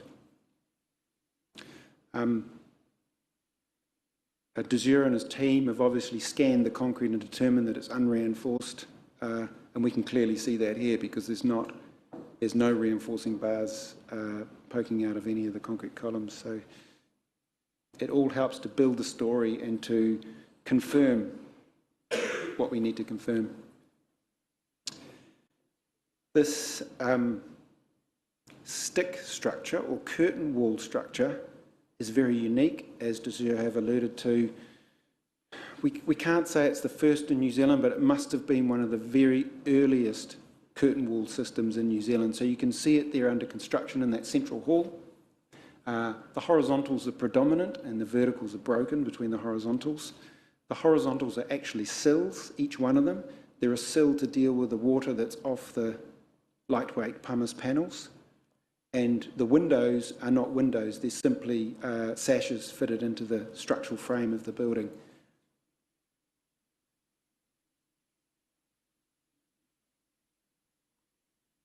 In 2010 works, both the information packs and photographs are really important for us to understand what was removed, what was put back, what's original, what's not. We had 3 phases of deconstruction, 2 above ground floor and 1 in the basement. The 2 above ground floor was all about removing non-heritage fabric. So it's like, here's the building, we need to see some of its structure. Let's take all the fabric out that we can without interrupting any of its structure so we can understand what's behind it. That is an advantage to the entire design team because we can then see what we're dealing with and reduce any surprises later on. It's work that would have to go on anyway at the very early stages of construction. So to bring it earlier and do it earlier was a real advantage. And if any of you have been to site, you would have seen the results of that work. Discovering framing we didn't know existed, discovering some original framing, so where original walls lay, discovering some of the steel work done previously was in poor condition or added to over a number of years, and they hadn't considered what they were doing when they added. A nice surprise was G4L, which is the corridor between the proposed cafe and the toilets. The original ceiling and its original skylight openings still existed, so that was a nice surprise, and one of the intentions is in the proposed design is to reinstate that as it once was. Some original tiles behind linings on the north wall of the proposed cafe. This is an area below the proposed education space, which we discovered some of the structure, both steel and the timber work, was non-standard and wouldn't comply. So that again, we're reducing those surprises for later on. So we've taken the ceilings down, identified an issue, and designed that into the proposed design. If we had removed ceilings at the time of construction, that would have been a variation and would have all have to be redesigned at the time. This is going back to that west wall gallery, zone 3. that very unique construction typology. Can I just share again, please?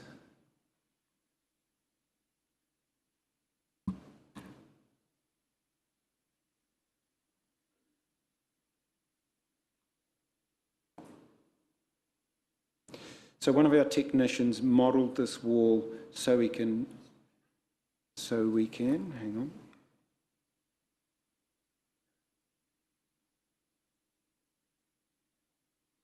Sorry.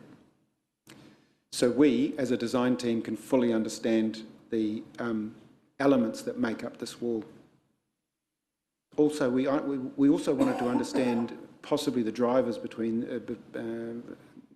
for the original architect's design and what his intent was. You can see here with the sections of these horizontal members that they are in fact sills. Each one is a sill in itself to drain those concrete pumice walls. So again, just showing you the level of detail that we've gone to understand, pass on our knowledge. This model, which is a shared model, the structural engineers have access to. We, from an architectural point of view, identifying the heritage elements and what we need to preserve and what we need to work around, because we know we're going to have to install some structure to that west wall, which is a weak point, and to design a solution around the elements that we've identified we need to keep and retain, but to get strength to preserve and integrate it into the original design so we don't lose fabric.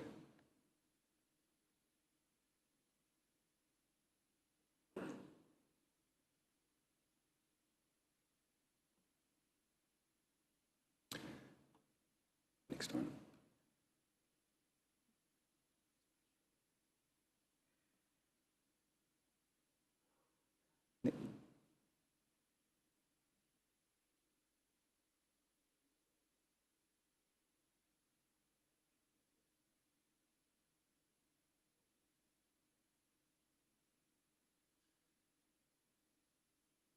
Next. Next. Yep, thank you. This was deconstruction of the basement to allow the asbestos material to be removed. This was generally the removal of heritage elements. This was a big exercise for us and all had to go through Heritage New Zealand. There's a number of these elements earmarked for return to the basement, but we won't be returning them all. Investigations to the roof. We had two separate individual visits, one for the south, one for the north, a total of 5 days spent in an elevated work platform, gathered a huge amount of information of the condition of the roof, detail of the roof, and this goes beyond scanning. You know, we're right up close and providing more detail than a scan can give us in those areas.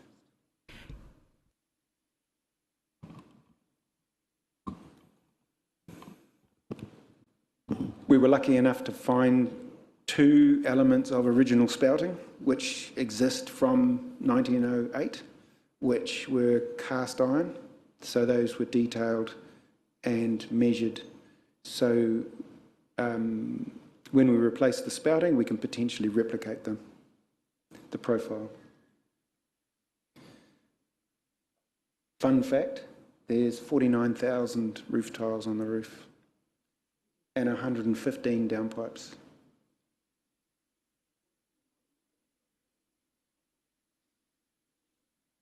We've talked about coordination, which on a project like this is critical. We use all the tools at our disposal, and Zoom and Teams are critical to that. We have long ongoing coordination meetings using all of the 3D tools that you've seen today live with the design team members, usually scheduled for time slots coming in and discussing, but with overlaps where we need those overlaps. The coordination is generally done in the 3D environment. We take snips of the model, identify an issue, and discuss the issue. They are held in coordination schedules.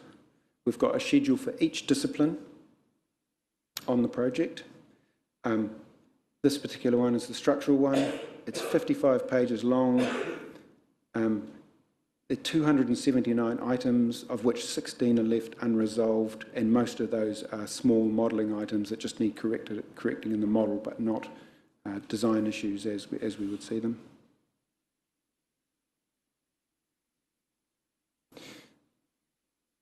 When we deal with heritage buildings, that learning at the beginning, as Desir has also alluded to, time on site, time within the models, to time within the true view, within the scans, lessens the risk. The more time we spend understanding the building, the less risk there is.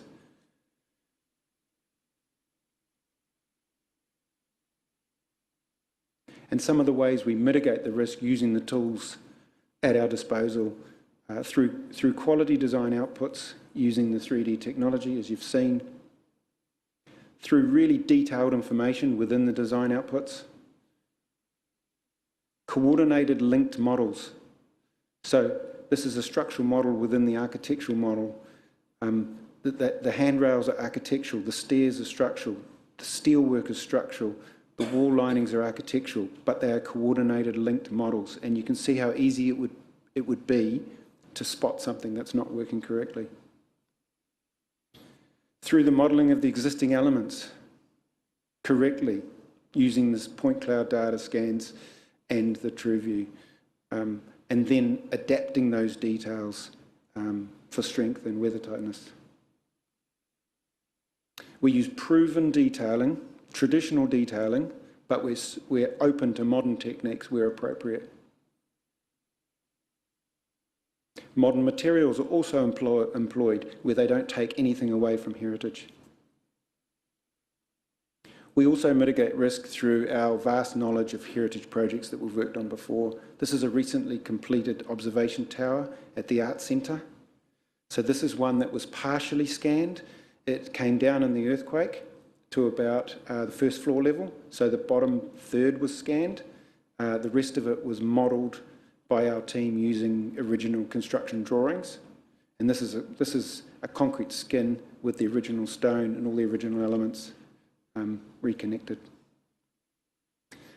The Littleton time ball was damaged in the first Christchurch earthquake. It was scanned, and then in the second earthquake it came down. We have since rebuilt it using the same technology I've discussed today. Auckland Art Gallery is a project we're currently involved with. That's a re-roof, so very similar to Rotorua Museum. Point cloud scanned, modelled, just to be sure that all of those 3D details are correct, in the right place, to scale, and can actually be achieved. Cunningham Glasshouse in Christchurch is another one we're working on. 1928 glasshouse, restoration, strengthening, earthquake damage, same technology we're using for Rotorua Museum. So I guess I'm trying to reinforce that this is something we do it a lot. I think we're very good at it.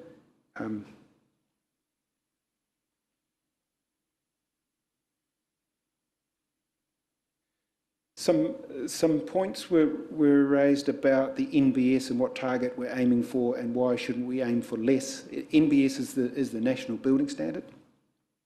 It's a measure of a building's resilience in an event, and it's for us humans to rate or score a building. I think there's argument as to what, when you get into depth, what use it might be, but it's something that we've got and we need to work with.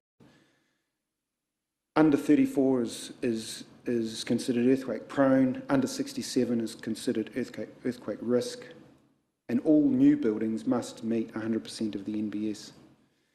So I believe we're aiming for 70% for Rotorua Museum. So why couldn't we go for less and save a whole lot of money? It's ground and 80% for the building. Sorry. I wouldn't make and the question that was put to you was whether we could just do work to achieve 34%, which would take us out of earthquake prone, but would still be earthquake risk, but it would deal with those statutory responsibilities that the council has. So I can't answer from a building use point of view or an insurance point of view. Those are all separate discussions, but from an architectural and practical building point of view, the structural strengthening scheme uses meshes and plasters and skins to attach to an existing building and enhance its strength. So using its qualities and enhancing those qualities. So we often have to remove linings, place the structure, and then reattach the linings, including all the heritage material, mouldings, etc., etc. That earthquake strengthening might be a 17mm plywood diaphragm, for example, on a wall or on a roof. If you wanted 34%, for example, that might be a thinner plywood. An example might be, and this doesn't relate to the percentage, but it might be a 12mm plywood or a 9mm plywood. All of those practical works are the same for both schemes. The only saving is in the thickness of the plywood. The labour's the same, the fixings would be the same, the deconstruction of the wall would be the same, the reconstruction of the wall would be the same, the reinstatement of the heritage fabric would be the same. So there would be, the saving is not relevant to the lowering of the NBS.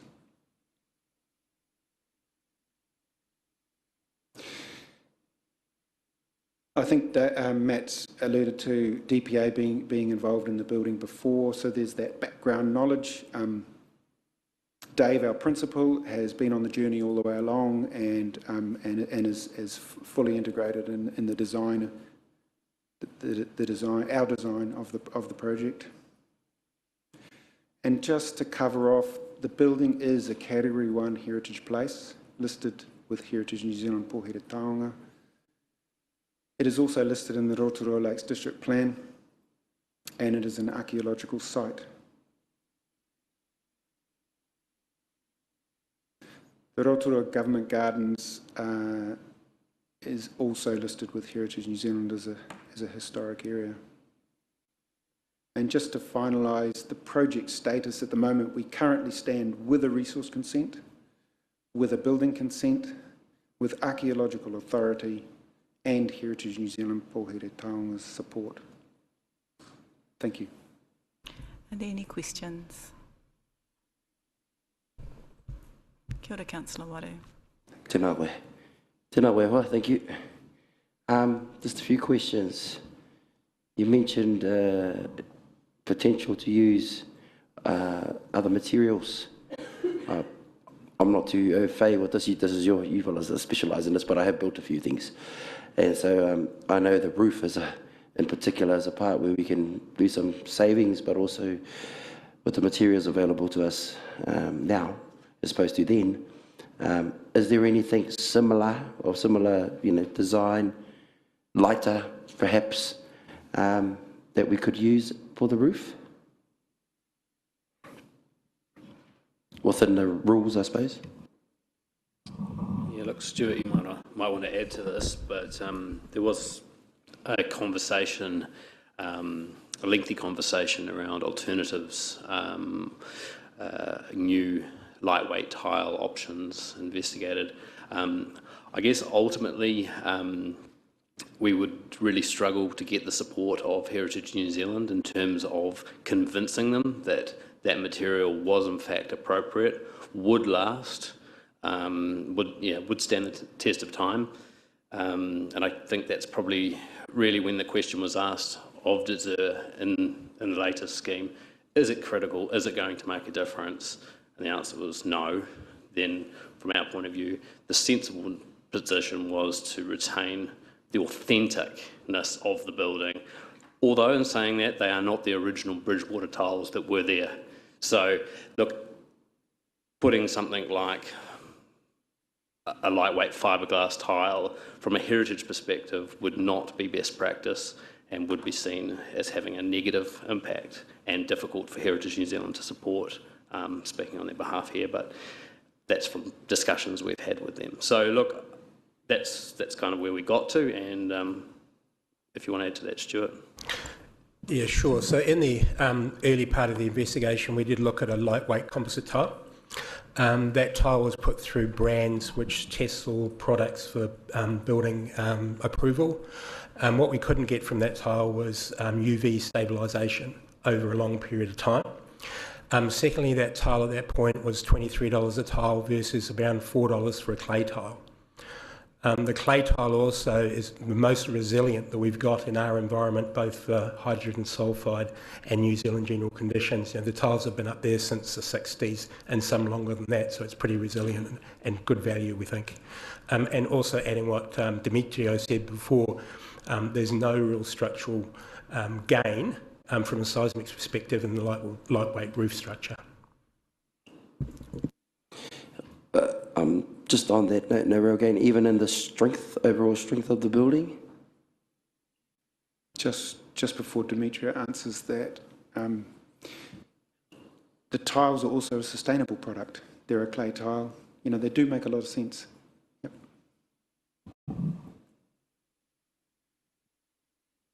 Could you repeat the question, please? I was distracted looking at the...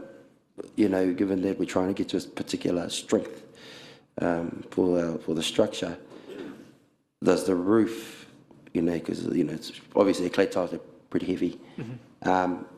Would that not, if we had a lighter tile or something like that, which is probably highly unlikely, but wouldn't that have made it easier for the strength of the overall structure, or was it the opposite? Is it holding it together? We did a separate study because that's some of the questions that were posed to us. So we actually looked at the effects of the roof weight on the structural performance, and the exact number escapes me, but it's within the 5% or less magnitude. That was the difference, at which point we thought it was not consequential whether we go which way we go, either lightweight or heavyweight tiles. And just another, just probably way off the rails here, but you know, you mentioned it didn't make any difference. I was just looking at it from a financial point of view. That's all, trying to find some ways that we can perhaps save and still maintain the integrity of the whare. But also I have a quick question. The point of this kupu I runga ake kaitiaki, what's that about? The whole way through the project, we've undertaken, our team is all passionate about the building and the project, but we felt like we had to honour the building and do the best for the building. So that's been our philosophy all the way along, is in our decision making, what's the best for the building going forward. And look, it was proposed as a museum, and there's many decisions that have been influenced by it being a museum, but behind that is a base build building that could potentially be anything. You know, it's preserving the building for the future and everybody to enjoy. Thank you for that. And one last question, just around some of the materials that have been mentioned, rather simple materials which I'm quite surprised about, like plywood and, you know, 1.9 million plywood and all this kind of stuff. Given the sort of simple remedies, I suppose, well, I might be oversimplifying it, but why is the cost so much? Is it the labour, or is it? I don't know. It might have not been appropriate to ask, but I will ask anyway. Yeah, look, I think touching back on Brent's points that he made earlier, the cost of the structure is one component. There are other factors. There's the fact that it is a character building, and if there is heritage fabric, we're specialists involved.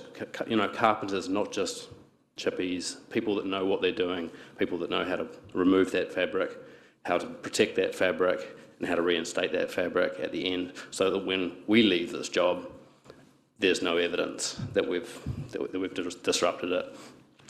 So I think if you put that into perspective, that cost, and you do simplify, and I like to simplify it too, but in the real details, there's a lot of fixings, there's a lot of connections. Those are some of the core materials that are implemented, but there are a lot of additional details that we just don't have the time to work through today. Oh, no.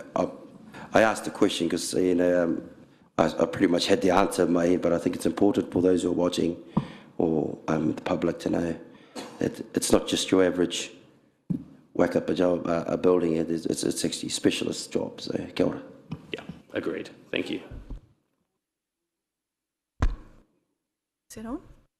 We will go into the financials in more detail at the next workshop, but just I think probably the important point for these purposes is that the project envelope that you are currently considering includes all of the specialists as well from the beginning of the project right through to the completion, as well as all of the materials and labours. So it's not just construction cost, it is all of the technical design and the technical advice that we've received prior. Kia ora, Mayor Tapsell. Thank you. Through you. Sorry, just I think a few of us are surprised to see the project status gain, the resource consent and building consent. Sorry, can you just explain what the purpose of those consents are at this stage? Bearing in mind a final decision still yet to be made on moving forward on the building. So resource consent was granted for a previous scheme, so we went for amendment to make sure that our detailed design as it stands has resource consent, and that's based generally on the support of Heritage New Zealand.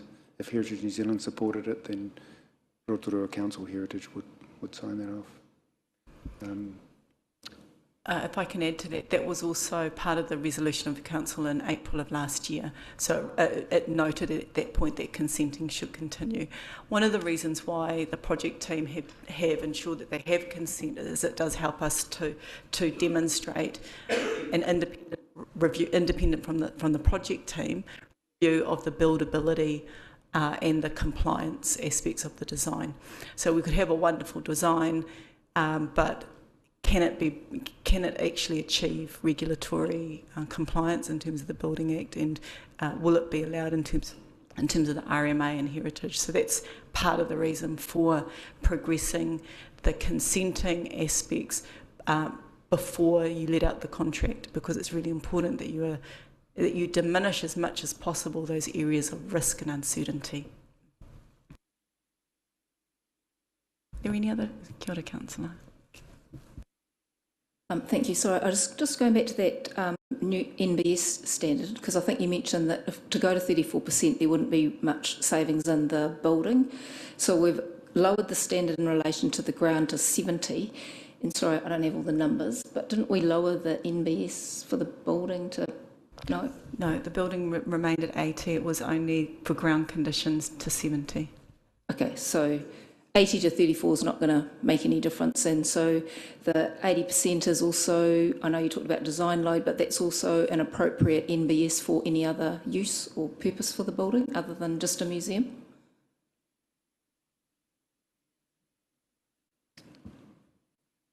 Well, there's so the legal minimum requirement is 34%. The advice given by the New Zealand Earthquake Society and other societies is that we should be aiming for 2/3, which is 67% NBS. It is quite common in the industry, especially for high-value properties, including heritage building, to strengthen to 80% NBS. So 80% is an industry. Not standard, but that's an industry preferred number. I might just ask Amy to explain how, particularly for those at home, how the new building standard is calculated and what it means for a particular project. I think probably the engineers are probably more expert at this than I am, but just in terms of how we've been as a project team. So I guess the goal, and I guess in fact the policy of council, was to go to as high as we can within reasonably practicable criteria. One of the key factors is the importance level of the building. So I think the NBS changes depending on the nature of whether it's an IL3, which is what it currently is determined as, or an IL4, for example, is like a civil defence building, so a hospital or a EOC building. So when you're talking uses like that, like a hospital, for example, then it's quite a different conversation depending on the importance level. But if you're talking this, the NBS has been calculated with an importance level 3, which essentially talks to spaces that have high numbers of people going through them at any kind of given time. So that dictates that. And as Demetrio said, under 67 is still considered to be earthquake risk, and over 67 is what's recommended in terms of not being earthquake risk. Okay, thank you for that, Amy. I think we had some discussion maybe earlier on where we had changed that from 87 to 80 or something. Maybe most. Anyway, it doesn't matter. I think there is a follow-on question, Councillor, though, which is you had mentioned some other potential uses for the building, and I just want to make sure that staff answer that question. So the project has been designed as an importance level 3. Would office space, storage and a hotel, for example, also be an IL3 building or a lower importance? And the answer from Amy is yes, it would. Yes, I think I'd got that answer from over there. I just had one more question, because I think, is this our final opportunity to have these experts here with us? And I know we're going to come back to the finances, but I suppose one of the things is I'm going back to the first slide that Amy put up there about having as much of the contract fixed, because we know that as much about buildings, so we know that those are the prices that can be attributed. And then, of course, from a council perspective, the thing that always makes us nervous, even though we know that a particular amount has been allocated for a contingency, but it's to know that, given all the work that's been done, are you fairly confident that within the contingency that is proposed, that we will not be getting big surprises at the end when you open up walls or take off a roof or start digging down in the basement? No.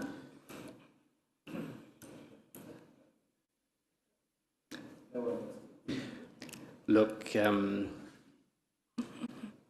this is a high-risk project. There's no avoiding that. If anyone's done work on an existing building, they will know firsthand that there's risk involved. It's about the readiness, it's about the approach, and it's about the people involved, how the contractor, the suitable contractor that's has a good approach to dealing with some of those solutions, a proven track record, somebody who's got that existing knowledge to understand that we are going to find a lot of risk. You know, I hope that what we've shown you today has encouraged you that we have gone to a lot of investigative work, de jure from a structure point of view, and DPA from a understanding the building and what is heritage, what is not, and what is within the walls. So all of that leads towards mitigating or lowering that risk. We can keep going, but there's a balance there somewhere. Yeah. Kia ora, Councillor Lee. Thank you, Gina. Confessions of a home renovator. I renovated a 1930s Rimu farmhouse. One of the problems that problem areas is where the building ceases to be watertight and water gets into the building. What have you observed? Has the building retained its watertightness, and is there any evidence of rot that you found within the building? No, it's not watertight, and yes, we have found decay in many places, and that was part of that investigative work. We have looked at it from above, have looked at it from below, and we've documented everything that we've seen in that regard. It had a period in its life where it wasn't maintained very well, and that was long before RLC's ownership. It was back in the day of the National Health Board. We're lucky in the fact that the original timber for the framing that was chosen was tōtara, and that it couldn't have been a better choice. And I firmly believe if that wasn't the framing timber, it wouldn't be here today. So that has sustained moisture over many years, and most of it is in very good condition. Does that answer the question? Yeah, I think it does. Just one other minor curiosity. If I go to Bunnings or Mitre 10, I can buy different kinds of nails. I can buy, zinc coated. I can buy help me out. Yeah, what he said. What were the nails made of back in 1907? I'm curious because I'm circling that back to the hydrogen sulfide question. Like, it's impressive that these nails have lasted so well all this time. Galvanised, that was the other word I was looking for. Thank you, Howard. Yeah, there's hot dip galvanized stainless steel. There's a whole range of different coatings that you can buy from Bunnings these days. Yeah, yeah. But back in the days, it would have been raw iron. Raw iron? Yeah. Right. Yeah. And that handles hydrogen sulfide well, apparently. If you've ever observed steel versus iron, like a cast iron pot, it will rust on the outside, but the iron content in it resists rusts quite well. Okay. I think that's probably the difference. It probably had a high iron content. Okay. Much higher than today. Another fun fact, if you see the lids on your sewage around, those are usually iron and they're uncoated. Right. Okay. Thank you. Can I just go back to an earlier question Waru answered about simple materials? One of the earlier schemes had a lot of steel, structural steel. It needs to be manufactured off-site. It needs to be pre-finished, both for corrosion reasons and fire protection. It needs to be brought to site and installed. Some of the buildability issues about expecting all of that to fit a building that's moving, not square or straight, probably never was, even when it was built. Raised a lot of questions. So the simplicity of the materials today doesn't downgrade the structural scheme. It's just a scheme that fits the building. A plasterer applying a structural plasterer doesn't care whether the wall's square or out of plumb or anything. It's just on, right? Plywood, structural plywood diaphragms, yes, they've got to be connected together and there's lots of connections, but when you get to the corner and it's not square, he can just trim it off on site right there with simple hand tools. And I think that's a philosophy that Desure need to be commended on, because we can all see the advantages of working with something on site easily, changing and adapting to the building as we go. No doubt it was probably built that way. I like your comment around the tōtara. He tika tonu, rākau Māori, stand forever. But I just wanted to ask around the, Rob made me think of a kōrero around the trusses in particular. Oh, was it the trusses? Or was it the balcony parts? And they had the rock.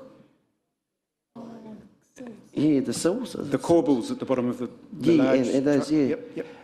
Are those all through the Just building? in the central hall, down the north and south The walls. stony place? Yeah.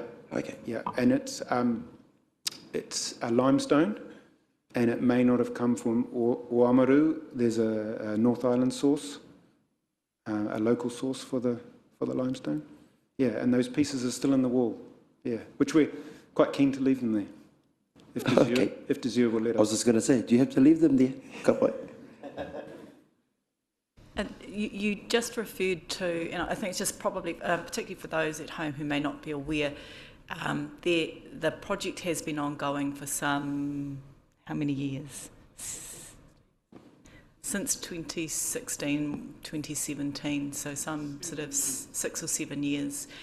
But in that time, there was an original design, which was then peer reviewed, and then we moved to the Desure solution, which is the solution that's being presented today. So I just wanted to make clear that throughout the process there has been iterative peer reviews, independent peer reviews, and I think probably the key thing for us to take note of is a willingness to test, to challenge every assumption to ensure that the design is buildable and cost effective, and to reduce the risk as much as possible.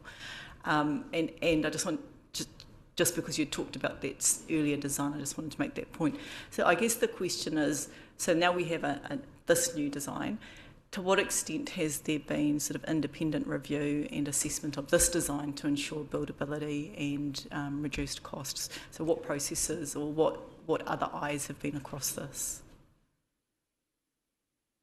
The structural design has been pre-reviewed in quite high detail, so we worked with a peer reviewer quite closely. Could you move the mic Yes. closer, please?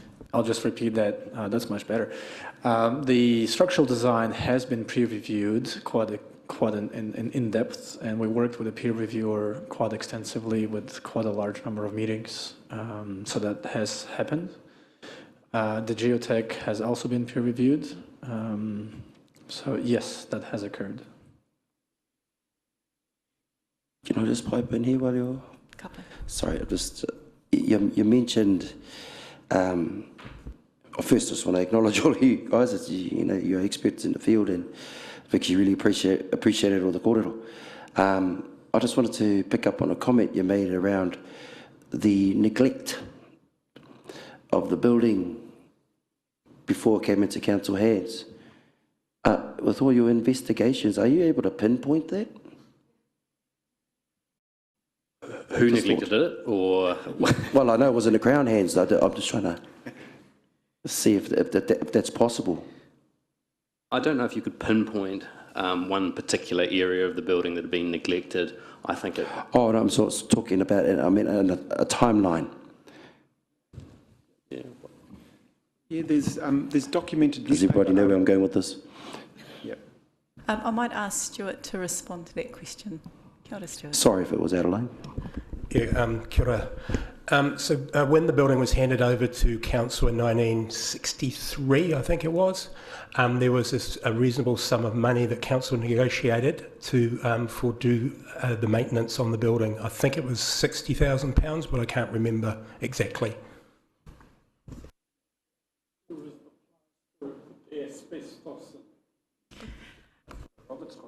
Are there any other questions? No. But you know where I'm going with that, Gina, so just keep that in.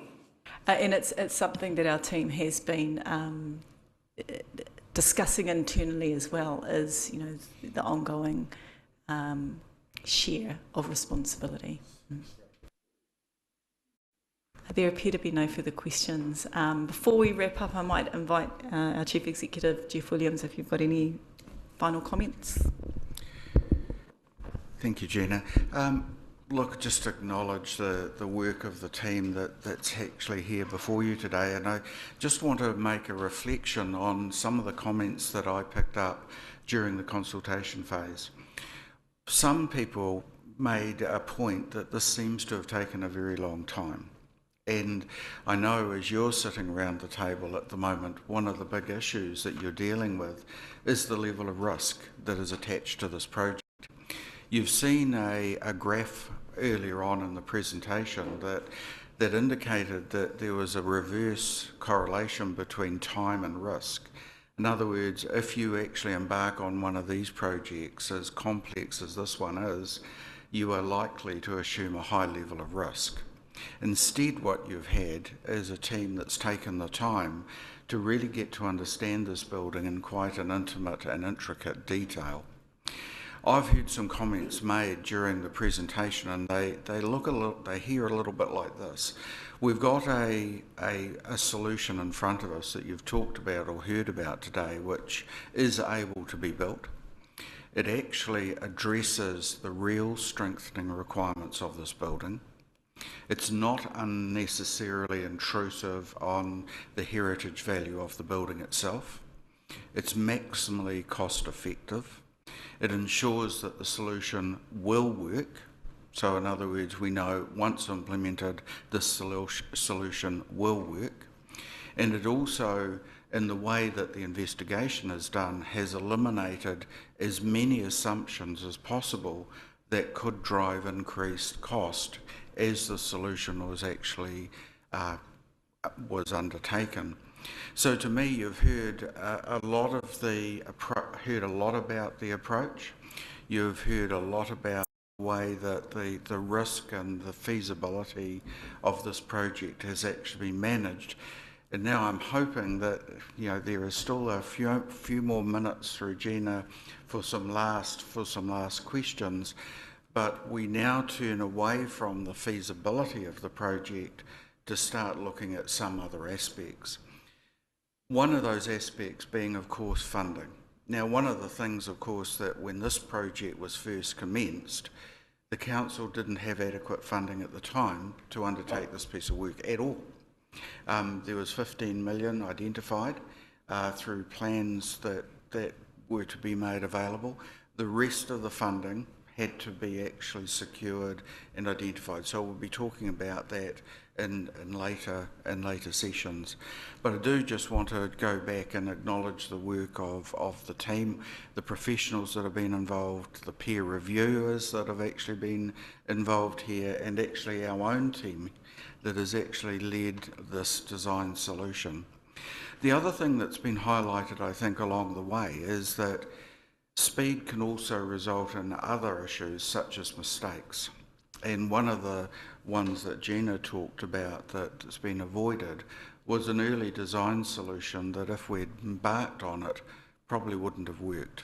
We didn't embark on it because of the review work that was actually undertaken as part of this project. The other aspect is that we could have easily undertaken the ground strengthening work on a drive to get to 80% without really an adequate understanding of actually what is this pumice soil and how does it actually operate. I heard the quote that there's tens of millions of dollars that have been saved as the result of this investigation. That points to actually good project management methodology. So hopefully we've covered off all of the feasibility questions for you.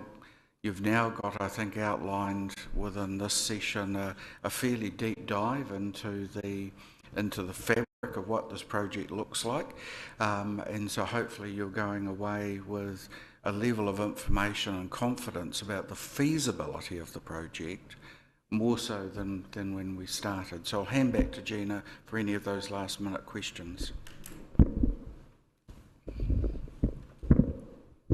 I am looking around and I'm not sure that I see any.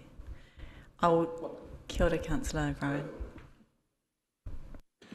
Thank you, Gina. Thank you, everybody, for your presentations today. Very helpful. But sorry, my last two questions will be aimed more down this way, but feel free to add it if you need to. First of all, could I ask Gina and Jeff, if we achieve the 80% and the 70%, does that offer us 100% insurance coverage for the future of the building? Yes, it does. Thank you. And the second part is, and I appreciate everything that we've heard, which obviously you've all heard many times before and in far bigger detail. Can I ask if particularly building and project builders and along those lines, who know far more about this than what I do, if we haven't convinced them now to put up their hand and take on the risk, what's the future of this project? And I appreciate the next meeting will be the financials. Why haven't we been able to convince someone, whether local or someone with previous class heritage experience, to take this on? Thank you.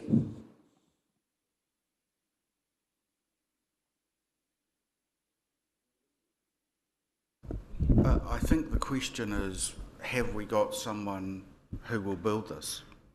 And fundamentally the answer is yes. Hawkins Construction were identified fairly on in the project, and it was actually part of the project methodology that the team designed to, rather than to get to, as you probably would if you're building a home, you probably get your architect to do the design work and then you'll put it out to tender to find if someone is available to build it. That didn't operate in this project in quite the same way. We actually had the building firm identified and partnering throughout a lot of this project, so that what they were doing was actually using the knowledge that the team has just outlined to you to get that same sort of level of understanding as to whether or not they could undertake the work, and then potentially to also allow them to really find down what the potential cost of undertaking the project was. So that's how the project's actually been undertaken as part of its core design. Hey Jeff, thank you. But sorry, could I just say, I do get the point that we have had a preferred builder, and you've brought that up before, but there is the level of what they're prepared to commit to as a fixed price compared to the risk is still a very significant amount of money. And I appreciate there'll be more on that. At the final workshop, which is really distinguishing between what's fixed, what's unfixed, what's the mitigation to reduce the risk and the potential cost for that unfixed portion. So we will be going into that in detail, but which is why it will be a closed workshop, because that contract has not been awarded yet, and so we don't want to have that, commercially sensitive information in public. But those very questions will be interrogated at the final workshop. Just a quick question, I don't know, it might be to you, Gina, and Jeff, or whoever. In terms of the contractor and the experts, who would be seen as a specialist job? Who would be doing the QSing? We have ACOM, and they will be presenting. I'm pretty sure we have them booked in for the final workshop. They will be present to work it through with us. Kia ora, Councillor. Just your last comment then that you made before then. So if I go back to my original question, I think it just follows on from Councillor O'Brien. Because you said you've been into every nook and cranny and crawled into every bit and there are still risks, where would those risks be? Is it in the build cost, or we still potentially got something else that you might have missed? Yeah, so obviously we've done a lot of investigation work, but when you look at the building as a whole, it still has its roof on. When we take off those roof tiles, we will likely find areas of the roof that do have decayed timber. That won't be a complex solution, but it will require a contractor. So that measurable, I guess, if you like, that ability to be able to measure something that you're building from new, as opposed to dealing with something you can't actually see. So we know a lot about the building and its typical makeup, but not necessarily the condition of the things that we can't see. Does that answer your question? Yeah, so effectively you're saying the biggest risk is when we take the lid off the building and we find something in there that your investigations with your scanning and modelling and crawling hasn't anticipated or found. Correct, that technology isn't available yet. I think related to that, and just because you won't be at that final workshop, to what extent are you working with the QS to quantify and sort of ensure that the contract allocated price reflects that uncertainty? Are you involved in that process? We are, to a lesser degree. We've made some suggestions around what we believe are the right sort of contingencies for a project like this. We're not privy to all of those discussions, but we've certainly given our involvement over the time that we've been involved. And I think we also, as a team exercise, worked through what were the areas of risk. So, and this is a little while ago now, and that was when they quantified, like, what would we expect proportion? Say, for example, the roof, okay, what would be a reasonable assumption about how much area we could assume to be decayed, and what would it cost to address that? And so we actually, with the QS, went through and have a whole list of risks with a quantified number next to them. What they do is they run what's called a Monte Carlo analysis, and so it's a simulation which goes thousands of times in terms of what if you find this different combination of risks, and through that sophisticated analysis underpinned by those assumptions of what the team have told us are the risks, you get the profile of your expected risk and what values of contingency you need to get to have a probability to be able to cover all of those risks, which we again will cover more in that fourth commercial workshop. Kia ora, Councillor. Did you have a follow-up? I have a follow-up. We've noted the roof. Are there any other areas that the councillors should be aware of? Areas of, sorry, my mic's not. Are there any other areas that you think the councillors need to consider as potential key risks or unknowns as they get into this? So we've looked at the roof. Are there any other areas that you want to draw to their attention?